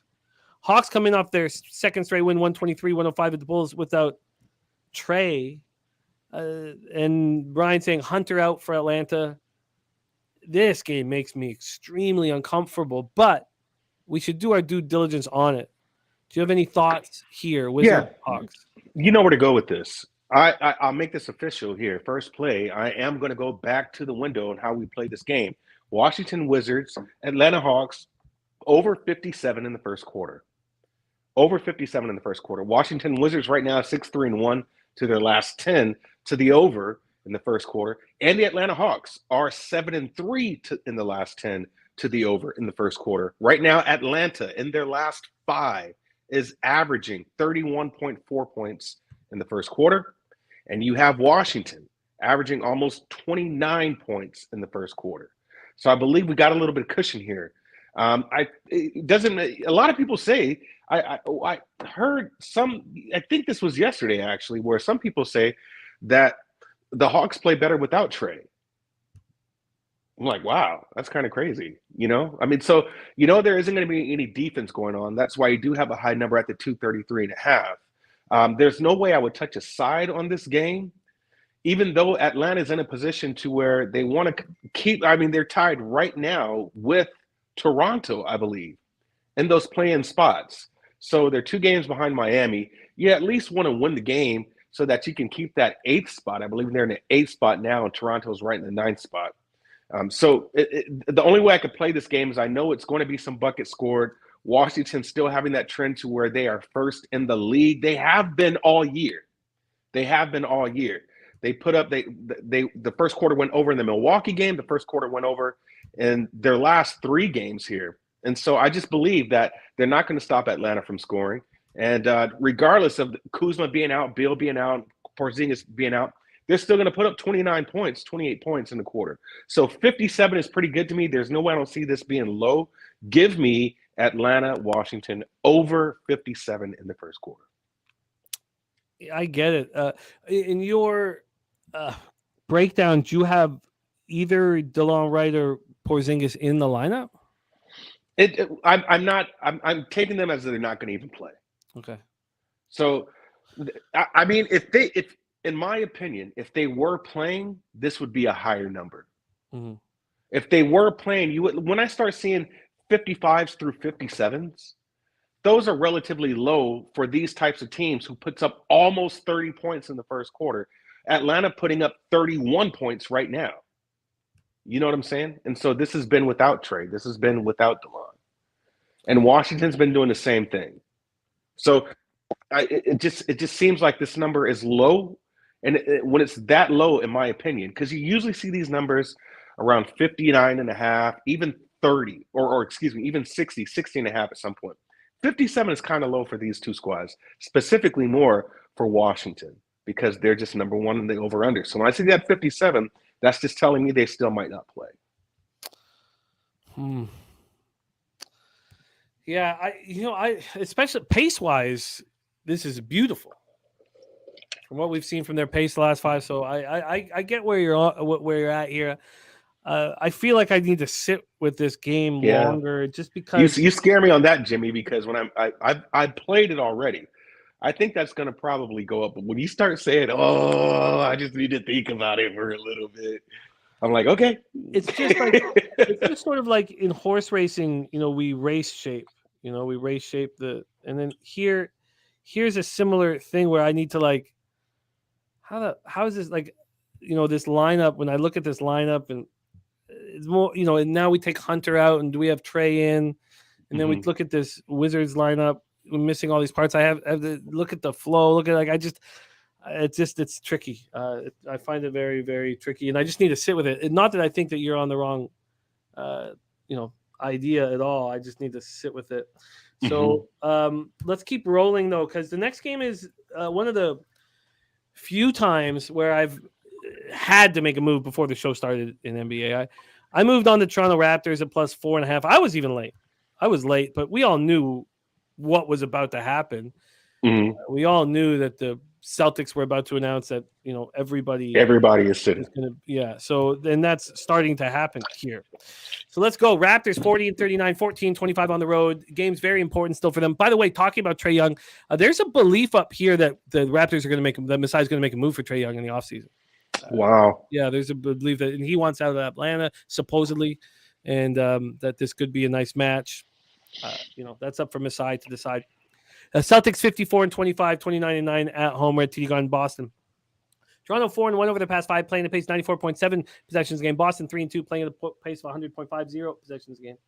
I legitimately thought, and obviously I've probably taken this too far, but I legitimately thought, I was like, it wouldn't shock me if a middle opportunity pregame is available. Now it's only moved from 5 opening line to 3 right now. Let's see where it is at Bet365, where I got the 4. Oh, they're not going to show it to me. All right, that's fine. Let's take a look at the total right now. This total opened up at 225. It's down to 223.5. I'm watching this game tonight, and Andrew G said Raps plus 5. We're on board with the Raptors right now, and we want them to play with intensity against any opponent, whether or not their starters are resting or it's Charlotte. And they just did that. They just come off winning 2 games in 3 nights in Charlotte by 20 points each. They won 120-100 last night. Again, this is a situation where both teams are on the second half of back-to-back. Gary Trent Jr. out with a back injury. Celtics had their 2-game winning streak snapped last night in a 103-101 loss at Philadelphia. It was fun to watch, man. Jaylen Brown, Time Lord, Peyton Pritchard, Marcus Smart, all day today.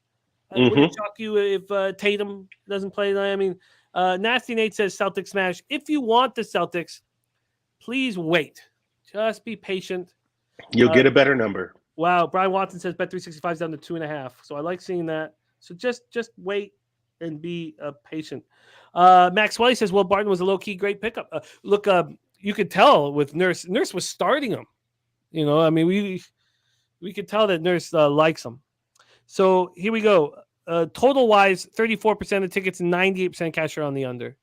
That's an alarming amount of money on the under, but we see it dropping. And obviously, it was probably people looking for a professional gamblers looking for a middle, knowing that the injuries are going to be announced. And spread-wise, you have 29% of the tickets on the Raptors and 75% of the cash.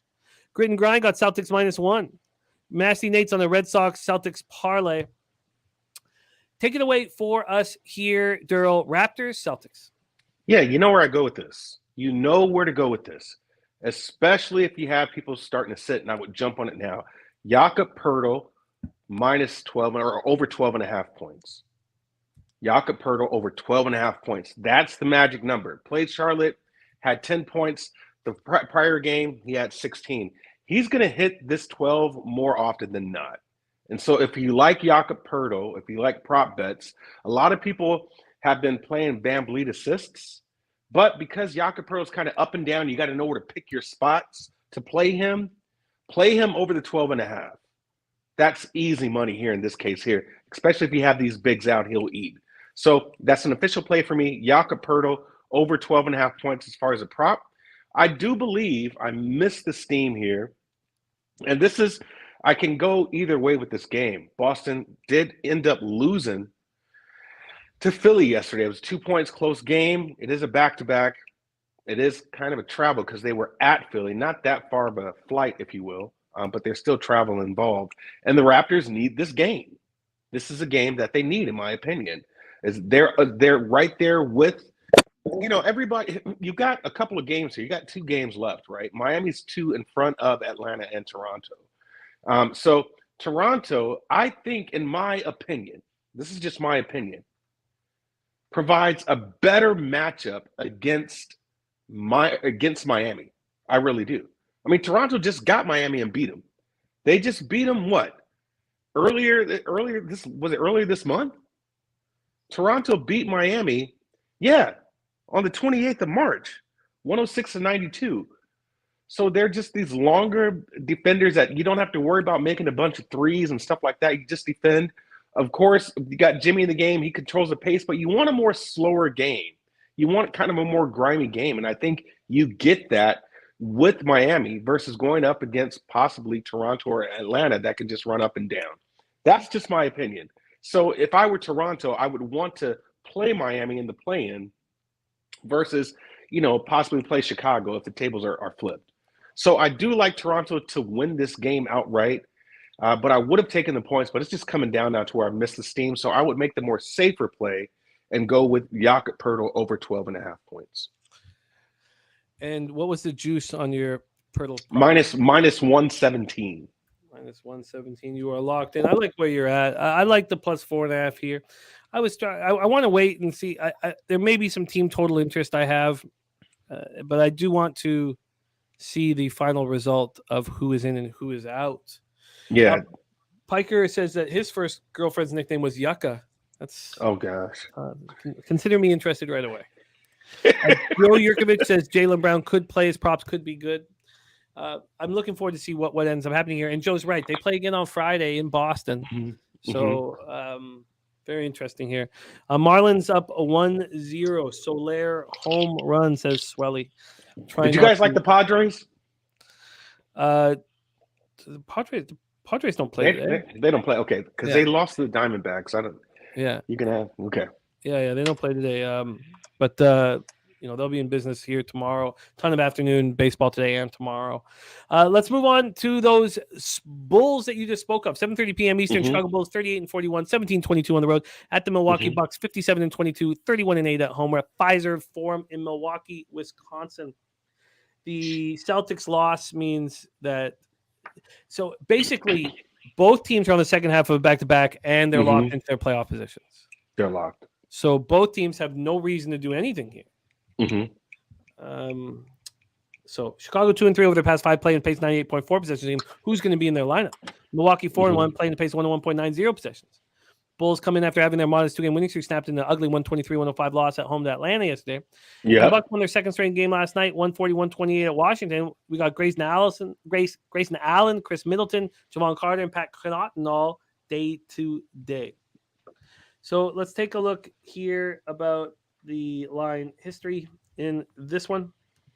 Move over here and fire away. Here we go. We have these Bucks coming in as 7-point favorites, now 6.5-point favorites. Total wise, this opened up at 229.5 and has not moved. We get to the cash flow here, which probably will illuminate something. We have 31% of the tickets and 73% of the cash on the Bulls. Look, that was my first thought too, but the Bulls have nothing to play for. Who cares what happened yesterday? My first thought was, and I was like, you know what? Then 46% of the tickets and 96% of cash on the under. What do you think here? Is this too complicated? Max Wally says Portis going to go off on his old team for 20 boards. Markel also looking at the Portis prop. Is this too complicated because there's nothing to play for?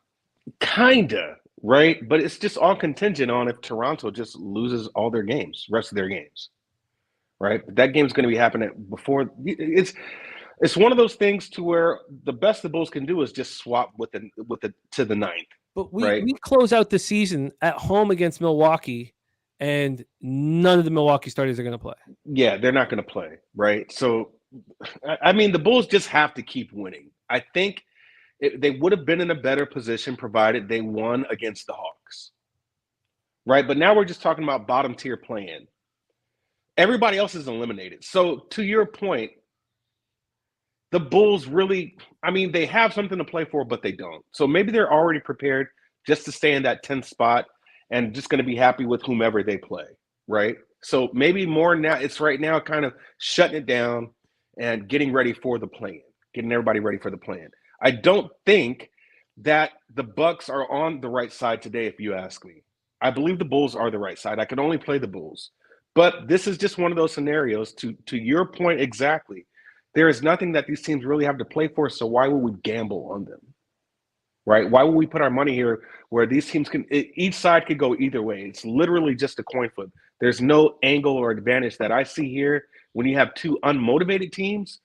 You know, the game to win for the Bulls that might have changed everything would have been against the Hawks. Now, maybe it's because they just blew their wad the game before against Memphis, right? But you should have won against the Hawks. You didn't. So now you just sit, reset, and wait for the play-in.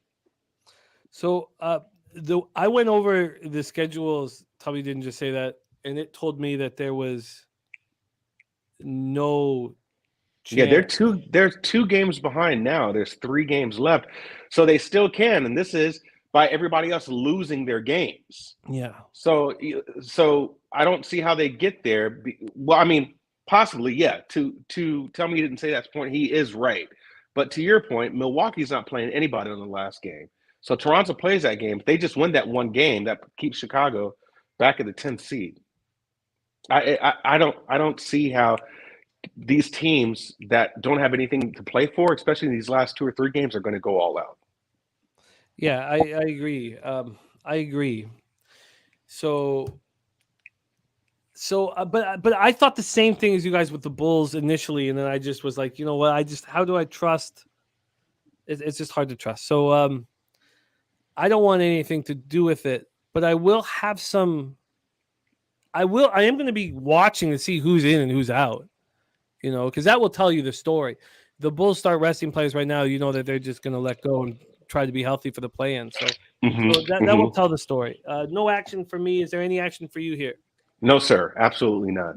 Move on to 8 p.m. Eastern. Memphis Grizzlies 50-29, 15-23 on the road. Being a bad road team all year. At the Pelicanos 40-39, 25-14 at home. Smoothie King Center in New Orleans, Louisiana. What a dud the Pelicans dropped yesterday. 3-2 over their past 5, playing a pace of 96.8 possessions a game. Memphis 3-2 over their past 5, playing a much faster pace, 103.60 possessions a game. Let's go into the line history here for this Grizz spot. Move over here. We have the Pelicans opening up at -5. They got up to 5.5. They're back at 5. Total-wise, they opened up at 230.5, now at 229.5. We get to the cash flow in this spot. We have 52% of the tickets and just 36% of the cash on the Grizzlies. So we have bigger bets coming in on the Pelicans. Then total-wise, we have 36% of the tickets and 98% of the cash on the under. A lot of money on the under. Here we go. Both teams on the second half of back-to-back. The Grizzlies coming off that 119-109 win at home over Portland last night. Dylan Brooks day-to-day with a hip injury. And the Pelicans coming off this extremely disappointing 121-103 loss at home to Sacramento last night. Zion and Alvarado inching closer to returning. No new news. No new friends. Take it away here for us, Darryl. Grizzlies, Pelicans. Yeah, another official play for me. I'm just going to be contrarian here. Memphis +2 first quarter. They're 7-3 in their last 10. And the Pelicans are showing you what they're about. I mean, these are must-win games for them, and they're just wetting the bed. They really are. Right now, over the last 5, if I'm looking at the numbers here, Pelicans are giving you 32 points in the first quarter, last 5. That's better than their overall average of 30 points for the season. Last 5 for the Pelicans, 26.8. That's less than the 29 that they're offering you for the season. So what do I like to do? So in some cases, it hasn't worked in a lot of cases, but when you have one team's numbers who goes up and another team's number who goes down, I always crank them here. So maybe this game isn't good for the Grizzlies in the long run, right? But the way these numbers are set up and the way these numbers are, give me Grizzlies. Now, this injury report is going to, if you're looking at the injury report, they might not have a lot of people playing. I'm seeing right now that nothing is yet submitted. So this is telling me that there's going to be some key players out. Once again, they don't have anything to play for. But I do believe this is a team good enough to at least keep it competitive in the first quarter. Taylor Jenkins is that type of guy. So I do believe that if you're going to give me 2 points, I'm going to take them. I'm going to take them. Memphis Grizzlies +2 in the first quarter. Just kind of get in and get out early. Pelicans are off to a slow start. Their points are way down at 26 points, while Grizzlies are at 32 points, and this is over their last 5. So with that said, with you got that big of a differential, I like to play the dog here in this case. Now, will the Grizzlies win this game outright? I don't know. I don't think so. They don't have anything to really vie for. But the first quarter is a good enough spot to me. On top of that, Grizzlies are still second in the league. Second in the league in first quarter ATS. They are 7-3 in their last 10. Give me Grizzlies first quarter +2 That's my spot. It's hard to find +2s. It's going to cost -121. Okay, what are you getting? 1.5? Because I got a +2. So that's a nice job. Because the +2 I can get -121, +1.5 -108. what's the money line for that? Let's look at the best money line. Let's get that up here right now. The best money line on the first quarter. Great to see Jeff Arp in the house. Great to see you, Jeff, my guy. The first quarter money line +130 is the best I can find right now. +130. Let me do that. All right. Let me do that. I'll do that. When I got it that close, I might as well. +135 at Bet Online. Okay, Grizzlies money line. I've got the +2 with my local, so I'll put that out on Twitter. But I'll also just play the Grizzlies money line. You are locked in. Do you think that Ja's playing? I mean, are you saying that if you want the Pelicans, move on them right now? Move on them? No. If you want if you want the Pelicans, move on them now, because this line is already telling you that there's some players out. Mm-hmm. It's got to be. When you see a -5, and there's no way that the Pel should be favored, and then you already see action coming in to move it up by a hook. That's because the wise guys have already gotten that early information, and they're telling you, okay, somebody's not playing that's important for them. It might be Triple J here. It might be Triple J. And Gregory got that at +172 an hour ago. So the first quarter money line? Yeah. So that's the only way I could play it here. It's just there's just a huge disparity in the numbers that I can only play it that way. I'm not saying that the Grizzlies will win this game. And when you're seeing the steam move like this, somebody is not playing for the Grizzlies that's going to be detrimental to them. So it could be Ja, could be Jaren Jackson, could be both. You don't know here. But I would, if you like New Orleans for the whole game, I'd move on them now. Let me just go back to this. So -5. Let's go back to the cash. Yeah, it feels like God. Raise on the board, Bo. Yes. Woo. Oh God damn, those first 3s and first 5s are okay. I'm interested in the Pelicans. I'm interested in them bouncing back after that debacle against the Grizzlies team that doesn't care. I mean, the way I would look at it, and it's just I don't want to pull the trigger, but I do like the Bulls here full game, and I do like the Pelicans. I'm in church on this here, and those probably should just be easy plays. You know what I'm saying? Those should probably be no-brainers. But if I don't feel it, I don't feel it. No, I feel you. All right, let's fucking go. I think I'm moving on the Pelicans though. Bouncing back against the Grizzlies. Let's just go over exactly what happened yesterday. Yeah, no, I don't need to go. I know exactly what happened for the Pelicanos. But give me this Memphis game here. I just want to take another look at it. I mean, they did not play well against a bad Portland team. And Ja played 35 minutes. Why play him here? I just, and JJJ, I mean, I just don't. Yeah, that's why that number is the way it is. Yeah. These guys are not going to play, but, I mean, they could still run up and down the court in the first quarter. No, I feel you. And on top of that, do you have – I'm going to play it now. What was New Orleans' shooting percentage yesterday? Anybody have that? I think I can get it. Yeah, I'll grab it right now. The Pelicans shooting percentage yesterday. So I think I have an idea of where you're going. Yep. With this. They were 17 for 42 for 3. Mm-hmm. Wow, they were 51% from the field, 40 from the 3. No, I'm sorry. That I was going to say, how did they lose so bad? Yes. They were 7 for 20 for 3. Yeah. 35% from 3, 37 for 84, 44% from field goal, from the field. What is CJ McCollum's at least 3 threes? I'll find that out. But I mean, I hear you, Piker, but why on earth would you bother playing Ja back to back? I don't know why you would.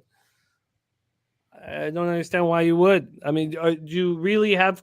I mean, is there concern here that Sacramento it's going to make these two games up. Maybe there is.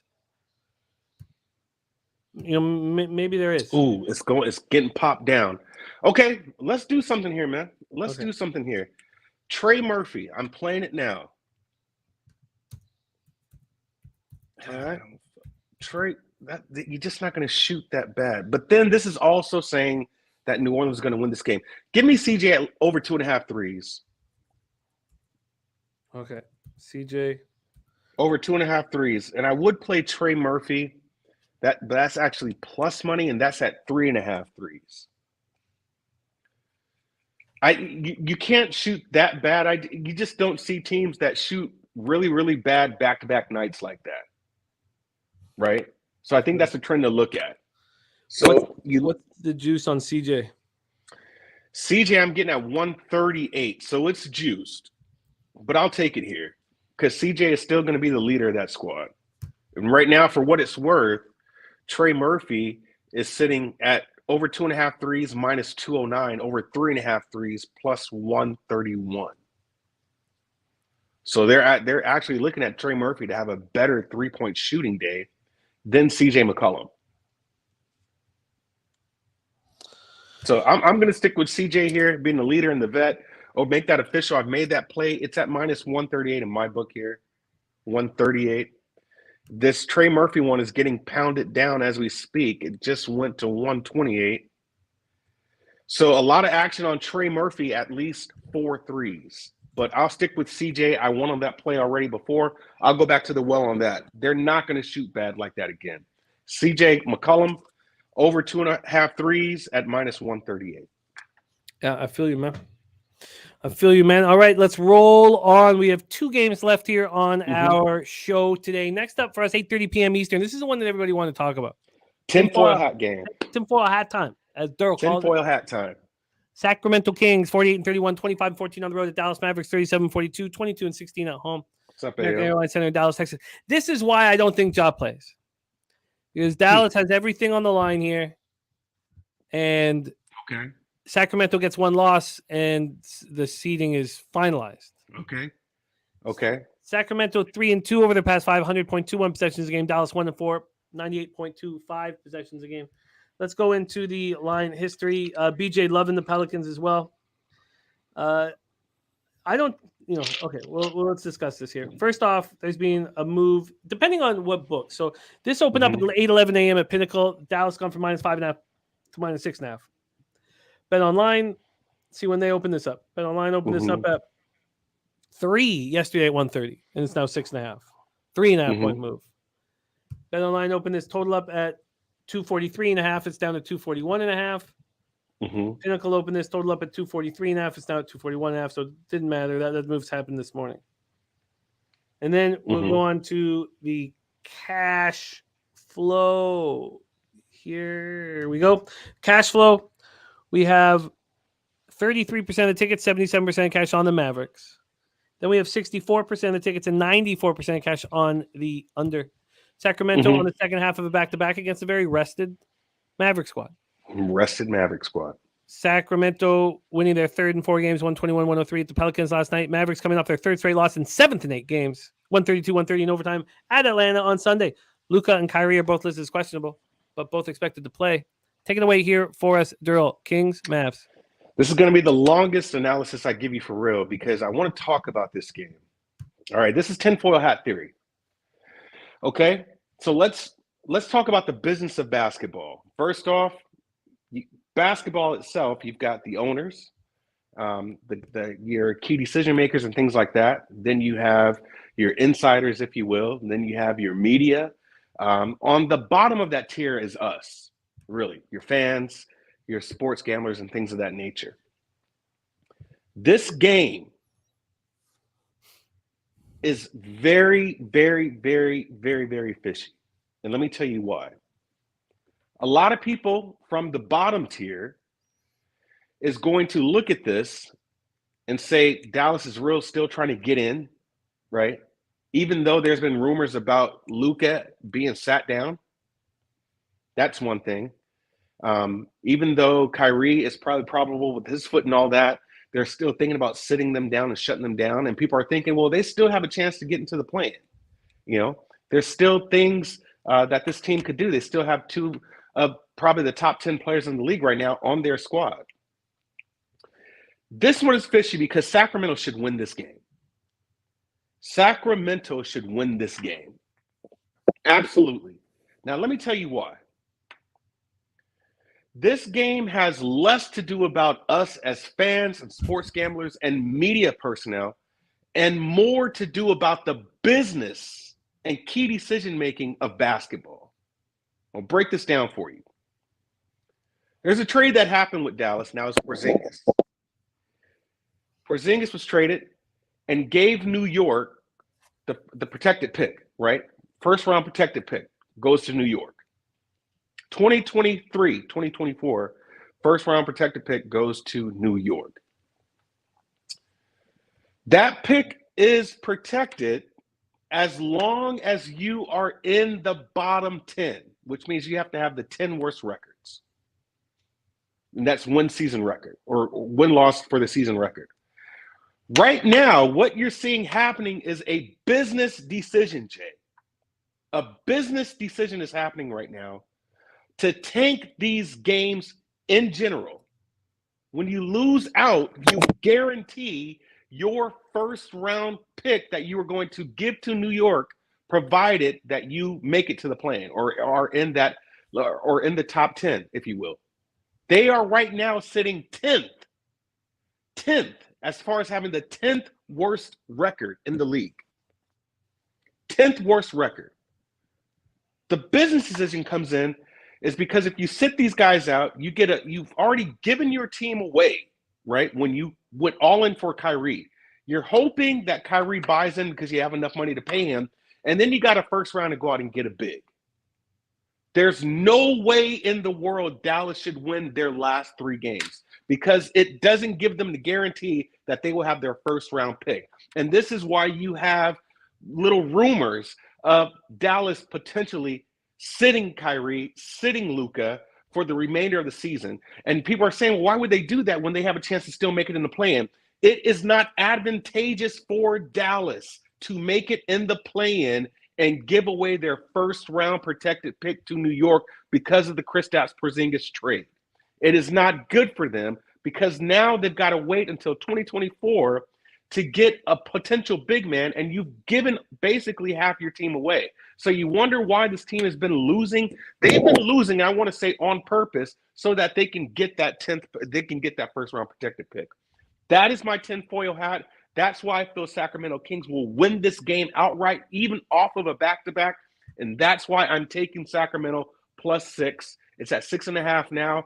I believe Sacramento is going to win this game outright. And I'm doing a little sprinkle on the money line here, but I promise you, there's no way in the world, if you're reading the tea leaves, that Dallas will win their last 3 games.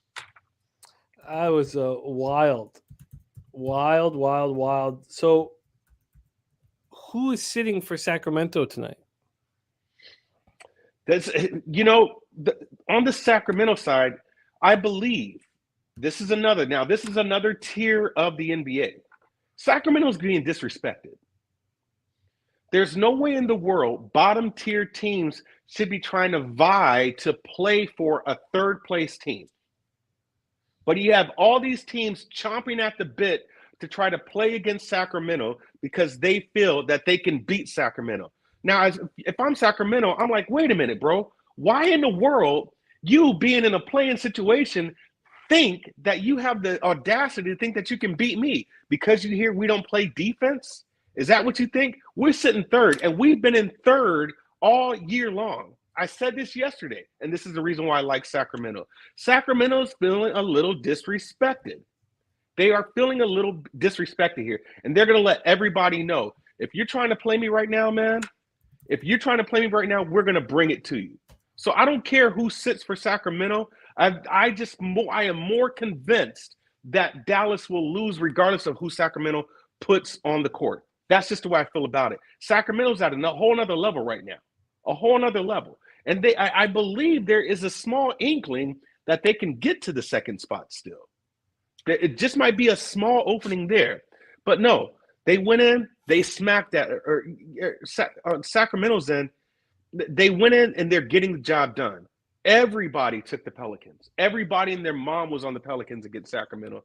And you got all these teams, and you heard the news about Kawhi Leonard sitting out the second half because word had got out later after that game that the Clippers would rather be in the 6th position to play Sacramento versus play the Suns because no one wants the Suns. If I'm Sacramento, I feel highly disrespected.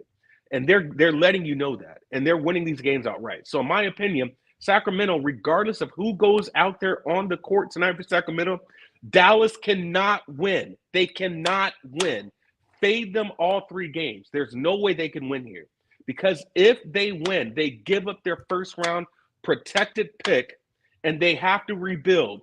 That makes Luka unhappy and that makes Kyrie least likely to grab the bag. This is all from the top tier. This is the business of basketball. Has nothing to do with what we think of as fans. You have the chat lit right now. Lit, popping off, jumping out of the screen. Tell me, are they telling me I'm crazy or what? No, they're not. No, they like it. Okay, yeah. So those are official. And you know what? I have to be convicted by that. Give me Sacramento money line. What is that right now? If I'm going to go all out, I might as well. I'm going to play this and make this official also. Let's get it for you. Absolutely wild breakdown. Very exciting. Okay, so let's find the money line here. Full game money line. We have plus. Well, that's a book we don't trust. Plus 220. Plus 2. Okay, so you think we would get a better number if we get Sacramento's? Well, they're all saying that De'Aaron Fox is not going to be in the lineup. Okay. I'm gonna tweet that out. But give me Sacramento plus 6 already. But I am gonna play that. We got 6.5 minus 103. Okay. Oh, thank you, Robert Franklin. I thought I was screwed. Oh, okay, man, did I need that bomb? Bombs away! All right, I appreciate everybody for getting with me on that, but I'm telling you, Dallas cannot win these next 3 games. And for what you know, their last game they play against is Chicago. Take Chicago all day in that game, but Dallas cannot win. There's a reason why these guys are 7-10. It could be like they've been planning this all along, like Cubans over here in 2025 while we're still sitting in 2023. So trust me on this one. This is my tinfoil hat play of the day here. Sacramento should still win this game. I love it, dude. You've added a huge layer of excitement. And Rob Free said everyone on his side of town was on Sac money line yesterday versus the Pels. I was on the Kings with the points tonight. Nice. All right, plus 6.5 minus 103. So you don't want to make the plus 230 official right now. You want to wait? No, let's wait because it'll probably go up a little, right? Yeah, it'll probably go. So we need to get some ROI. We need to get. I'm in the hole here a little bit, so we need to get some ROI going. So just trust me on this. Dallas cannot win. Every loss guarantees they get their first round pick, bro. They can't win. This is from a betting angle. There's no way in the world we would take Sacramento here, right? Back-to-back game. You're sitting guys out. You got Luka and Kyrie possibly playing. All the stars aligned for Dallas. That's just not how it works here. And the business side of it, not how it works. I love it, man. I love it. What can I say? You are a very exciting capper and fun to capper. That's what I can say. I'll tell you that. I'm gonna sit with this a little longer, man. Yeah, I hear you. One of the best things for me is that I get to sit after the show, after going over, because I copy and paste everybody's action. I just sit there with it. This is some wild stuff. Kings plus 6.5 minus 103. So what we have here is the God, Piker's great stuff. Everything he says is he doesn't give a fucking shit. That's how he starts it. Yeah. He says that I don't give a fucking shit how clean your apartment is. He's leaning first half under. But everything he's just saying throughout is I don't give a fucking shit. Piker's a fool, man. Piker's a fool, man. I didn't start it something. He's a fool. Piker's the best. I love him. I love him. So here I could give you some more. We do have to get into this last game here. Last game. This is the most comments we've ever had on one game. That's funny. I got to go back and read them. Piker says, I don't give a fucking shit what the spread is. You don't play the Dallas Mavericks so long as Kyrie is on the team. Yeah. There's one of them there. Yeah. Yeah. All right. We'll keep rolling. We will keep rolling here. Next up for us, the final game on today's card is 10 p.m. Eastern. Mhm. Los Angeles Lakers 41-38, 20-20 on the road. LA Clippers 41-38, 21-18 at home. We're crypto in LA. Mm-hmm. Lakers 4-1 over the past 5, playing pace 99.72 possessions a game. Clippers 2-3, playing the pace 100.90 possessions a game. Mm-hmm. Lakers are on the second half of a back-to-back after securing their fourth straight win, 135-133 in overtime last night at Utah. LBJ and AD are listed as questionable. D'Angelo Russell was probable yesterday, but then they decided that he won't play. No. Dar, it's all right, man. You got the name's kind of triggering to me, but you got AR-15 out there. It's just hard calling, Austin Reeves AR-15, like nicknamed after a gun. It's like, yeah. But yeah, you got him. You got him out there. And they have Dennis Schroeder, the man who don't let him be your accountant. Yeah, no, he's snitching. Schroeder is snitching. I got a little tinfoil hat on this one too. All right, well, let's get to work here. Line history-wise, Clippers open up -4.5, now just 3. So the Lakers have gone from 4.5-point dogs to 3-point dogs. Mm-hmm. Mm-hmm. Total-wise, it's opened up at 228. It's all the way up to 232.5, a huge move to the over. Then we have 47% of the tickets, 63% of the cash on the Clippers. So we've got bigger bets coming in on the Clippers. Market's moving towards the Lakers. Public is somewhat on the like 53%, but somewhat. Total wise, 34% of the tickets and 94% of cash on the under. So that's gone up 4 points. 4 points. Clippers coming off their second straight loss, 122-114 at the Pelicans on Saturday. Eric Gordon, Marcus Morris listed as questionable. Final game on the card for us here. Darryl, take it away. Lakers, Clippers. Just for the record, just one last thing. Analytics site is saying the Sacramento and Dallas game total is at 227, away by -1.10. Wow. On this game, LA Clippers total 227, home by 3.32. I need to start doing that more often, is giving the actual numbers from this model. I don't do that. So just remind me of that, because these are actual numbers. And I mean, I have the numbers going all the way to Friday. So these numbers are, so I like to do that. Anyways, this is another tinfoil hat play for me. The Clippers are 10-0 as far as how they just smack the Lakers no matter what. They just smack them. Now, we know this is an away, but this is actually a home game. We know at Clippers games there are more Lakers fans than Clippers fans there. It's just a different color of the arena itself and different lighting and all that, but we know how these games get down. I honestly believe this is a Lakers side here. The Lakers are in control of their own destiny. And we saw the Clippers' hand when they sat Kawhi in the second half. What's disrupted all of that now is the Warriors winning out and how they won against the Thunder, I believe, last game. So now they're sitting fifth. And the Clippers are sitting just fine. So this could be a position of who just wants to get into it more. Clippers and Lakers are actually tied right now. So whomever wins this game is going to be in that 6th seed. Now, we know just from what the media has said and just kind of insiders have said, the Clippers don't want to. They're actually the first team to kind of come out and expose it. They want no parts of the Suns. Absolutely nobody wants any parts of the Suns whatsoever right now because of how well you've got Durantula or KD and D-Book is playing. But everybody wants the Kings.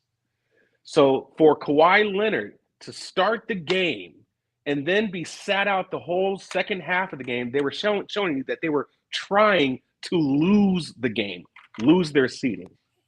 This is the game, even off of a back-to-back, the Lakers can still play disruptor here, win this game outright, and claim the 6th seed and still try to control their own destiny. So this is when I'm kind of off numbers, when I'm off trends, and just looking at who needs this game more. And they kind of both need it equally. But when it looks like on paper right now, and the fact that they're coming off of a game in Utah, coming off of an overtime game, Clippers with the most rest, and the number is moving down, is telling you that a lot of people think, or at least sharps believe, that the Lakers have a shot here. And I do believe so also. So I haven't gotten there yet because we got to see these injury reports. It's something that I don't even think AD has played a back-to-back this year. I would have to look at that, but that'd be huge as well. So for right now, I like the Lakers, but I haven't made an official play on it as of yet. But I like the Lakers. Lean the Lakers here because they are in control of their own destiny. Now, isn't it what about this? And I get the whole breakdown, but don't you want, like, if the Clippers lose this game, they lose the 6th seed. Then they have to play the Grizzlies, and they have to play in the play-in. I mean, isn't it important to stay in this? Or are you saying that it's so dangerous that to end up in the 5 seed, it's so dangerous that you'd rather be in the 7 seed? You'd rather not risk at all being in the 5th seed? Yeah. It's from what it looks like. In the West, everybody's just afraid of the Suns. They don't care about Denver. They don't care about Memphis. They don't care about Sacramento, right? Nobody wants to see the Suns. Yeah. That's just how it goes. So the Lakers, when I say they're in control of their own destiny, right now they can move as high up as the 5th seed, and they could provide a really good matchup for the Suns. They really could, to be honest. How much fun would that first round Wow. Yeah. But when you have teams outwardly saying that they would rather play Sacramento, which is why Sacramento is playing with the chip on their shoulder, being disrespected, in this case here, it's more advantageous for the Lakers to move up and for the Clippers to kind of jockey in that position. So the Clippers have had their number. Now you don't have Paul George here, right? So you are going to see people get up. But I do believe that the Lakers could at least cover, keep this game close. These back-to-back situations are crazy, but this is when it just gets down to who wants it more. Who wants it more here? And I just feel when you have a team kind of showing their hand, jockeying to get to a lower seed, and you got a team that's coming from like 10th, 9th, 8th, 7th, and now could potentially get to 6th, it's just two different teams going in two different directions. So I like the Lakers here, just not an official play for me. But the Clippers could still lose tonight, right? Lakers could still move up to the 5th, and the Clippers could still, in essence, still be in the runnings with Golden State because Golden State is having their own troubles right now. These last 2 games were wildly entertaining watching you break them down. I loved every second of it. Let's review all action. And also, we're going to see a tweet from Darryl at some point today that I will retweet with his added action. Let's review all NBA here. Nets Pistons, no move. Joe Yurkovich on the over in the Knicks-Pacers game with that number dropping drastically with Brunson out. Darryl gets started with Washington Atlanta, first quarter over 57 at -103. Then he's in Jakob Poeltl over 12.5 points at -117. Bulls, Bucks was a stay off. Darryl's on the Grizzlies first quarter +135 and CJ McCollum over 2.5 threes at -138. And I'm very interested in the Pelicans. Darryl is on the Sacramento Kings +6.5 -103 and will be moving on the money line later. Then he is going to be on the Lakers, we think, but he's waiting for the injury report to be dropped. Darryl, you make capping so much fun, my man. Now, what will make this even funner is if this all comes. Man, listen. If I hit these games today, I am going to be watching that Kings game and the Lakers game. But I tell you, bro, if I hit this Kings game today, I'm going to gritty all around. Man, I'm opening up the box wine early, bro. I'm telling you, I will be faded. I'll be absolutely faded. But that's just the way I'm looking at it. Could be wrong. Like I hear a lot of cappers say, nothing is guaranteed. But it's just the way I look at the game, Jimmy. I'm not the greatest capper. I'm not saying I'm the smartest guy in the room. There are a lot of people more smarter than me. It's just the way I look at the game. So best of luck if you tail, man. Jimmy, this one has been a good one. It's always great talking ball with you. I love working with you. Please follow Darryl on Twitter at It's Darryl. What a guy. Great friend of the show. Love it. Bo Jackson asking if Lou Chase Fox is new here. Lou Chase Fox is one of the OGs of Low Bag Nation. And Lou Chase Fox talking about the Oilers spot. It's just an extremely tricky spot. You play the most important game of the season on the road, and you play perfect hockey, and then you have to play the worst team in the league right after with your goaltender that you signed for the big contract who's been absolutely atrocious, while Stuart Skinner is being spectacular. So it's just tricky. just very tricky spot. And it always will be in every sport. You beat a very good team in their barn in the most important game of the year, and then the very next night you have to play the worst team in the league. It's just so tricky. That's all. And I've got Oilers futures all over it. So, Lou Chase is right. He actually was the first capper every year. He actually was. That's actually legit. All right, let's review all action here. By the way, Clint started the Die Hard MMA podcast. He gave us his UFC looks for this week. I'm going to pop them in the chat for you guys. Slow Jams Arsenault says Congress getting closer to legalizing sports gambling in Texas. Yeah, we were discussing that when we were there in San Antonio here. Matty Ice is on the Astros first 5 -3 at +100. Let me ask you this, though. Am I on the board? I'm on the board. Cash that shit. Tampa Bay first 3 -0.5 -125. Now we have the first 5 -1 -126 next. Also, I'm on the first 5 under 3.5, and it's the top of the 5th in Miami. We're gonna go 3-0 real quick. Go 3-0. Just call it a day. Just sit back and count cash. Taint play today's Astros first 5 -0.5 at even money. I stayed off the NHL card. Look, I have some interest in the over in the Lightning Rangers game. Neither team has anything to play for. It's just about this is so fucking important for us to succeed. And I'm not just going to come in here and just give a pick. And I know that it probably hurts when I make an NHL breakdown of 3 games and don't give a pick. But look, the stakes are fucking high. I'm 8-2 in my last 10 NHL picks. I haven't had a great season, and this shit means a lot to me. So this isn't just willy-nilly fucking bullshit. This is let's get fucking paid. Let's get paid. And I just can't trust this shit.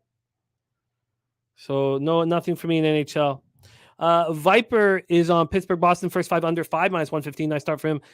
He's also on the Atlanta, St. Louis, first 5. Of course, Miles Michaelis, terrible start to the year. New York, Milwaukee, over 7.5. If I had more time, I imagine I would be on that first 5 over. It's 1-0 after the first inning, so I don't hate that I'm not. Detroit, Houston, over 7.5 +100. JW gave us 2 looks. Minnesota, moneyline -120. Milwaukee, first 5 -0.5 -105. Sharpie gave us 3 looks. DeGrom, 8 or more strikeouts. McClanahan, 6 or more strikeouts. And Grayson Rodriguez, 5 or more strikeouts. So he's got DeGrom and Grayson Rodriguez strikeout prop. And this shows in an hour and 8 minutes. But he's got that game starts in 8 minutes or some shit.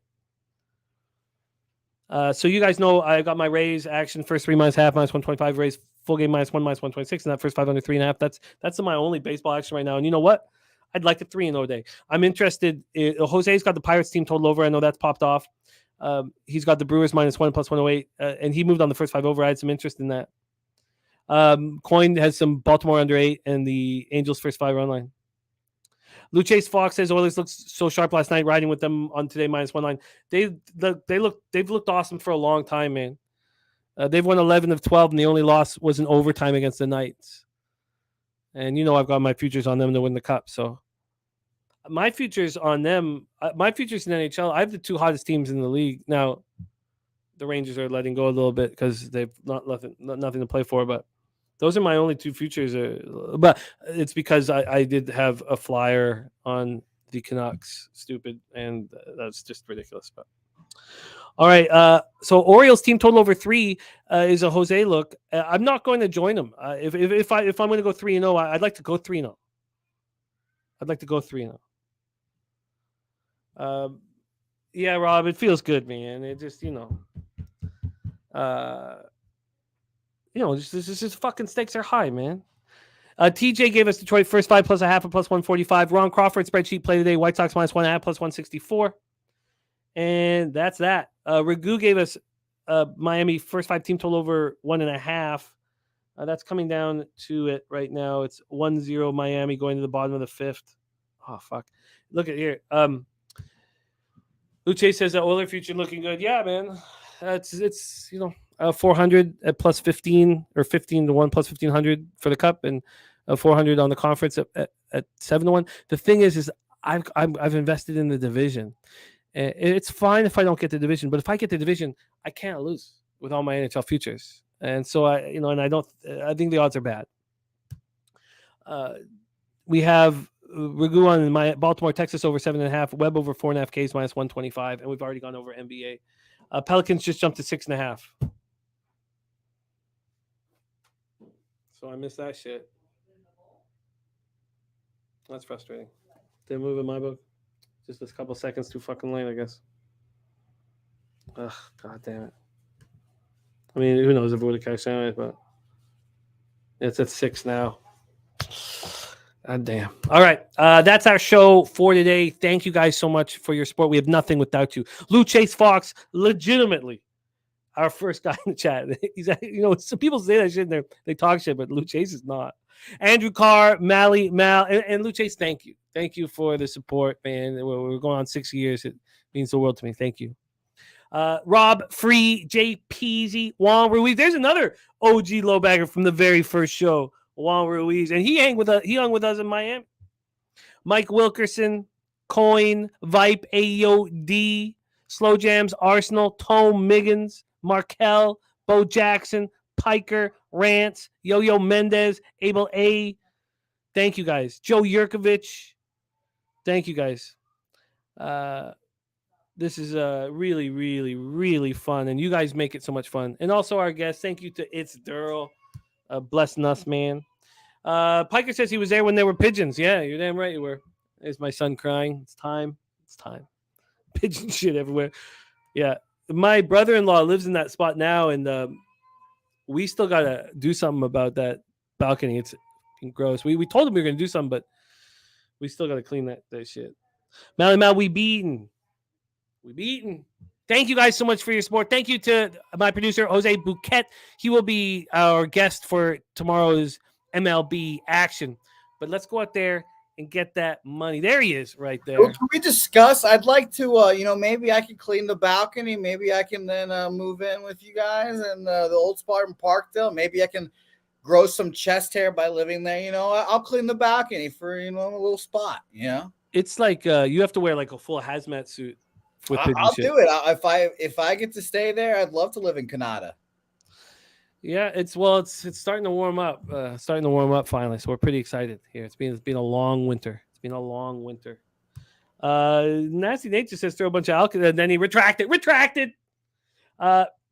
So big day for us tomorrow. You have climbed out of the early season hole in impressive fashion. Yep, 17-17-3. I like it. Very nice. Can't complain. By the way, the Pirates threatened in the first inning, bases loaded. Fucking Corey Kluber got out of it. Doesn't seem like he enjoys pitching in the cold. But we'll see what happens. It's going to be a fun afternoon of baseball. And it's now 3-2 in Tampa, Washington. Thank God I got that first 3 in. I need 2 more outs to guarantee a winning day. Yep, and shout out to my guys, Pablo and Jesus. They look great. That was a gift. That when you said no, well, I don't want to talk about it. Let's not talk about it. All right, fair enough. United States will Jose be back at Fenway this year? Yeah, that's. Why are you answering for me? You don't know my finances. Oh, I just said I didn't say yes. You were going. I said yeah. I was about to say yeah. That is a question that needs to be asked. I thought you were going to say yeah. He's going. He already got his tickets. I don't think this is. I didn't know. I don't think this is his dream ball club right now. It's not. Yu Chang at second base, and Arroyo at second base does not help. But unfortunately, I've got weddings and stuff to go to this year, so we'll see. McClanahan not looking good, but whatever. Let's not talk about it. If 2-1, let's just focus on the other game that's going on. But I didn't even get in on that Orioles spot, which I kind of liked where your head's at. So that's okay. I'll just take a winning day and move on. Jose, great job. Thank you for all your hard work behind the scenes, and good luck with your action today. And let's go get that shit. So we have 3:10 p.m. here, The Walking Dead, 4 p.m. NBA Pub Hub, and us, man, roll that shit, light that shit, smoke. Von Polo says long ass show. It's not quite as long as yesterday, but we only had 24 games today. We had 38 yesterday. Again, a great comment by Billy Friedrich. Baseball games are 30 minutes longer on average than this show this week. So Make of that what you will. Shout out to baseball. Let's get that money. Let's get that cash. That's what's important. Thank you guys for watching. Leche! Hey, los bookmakers!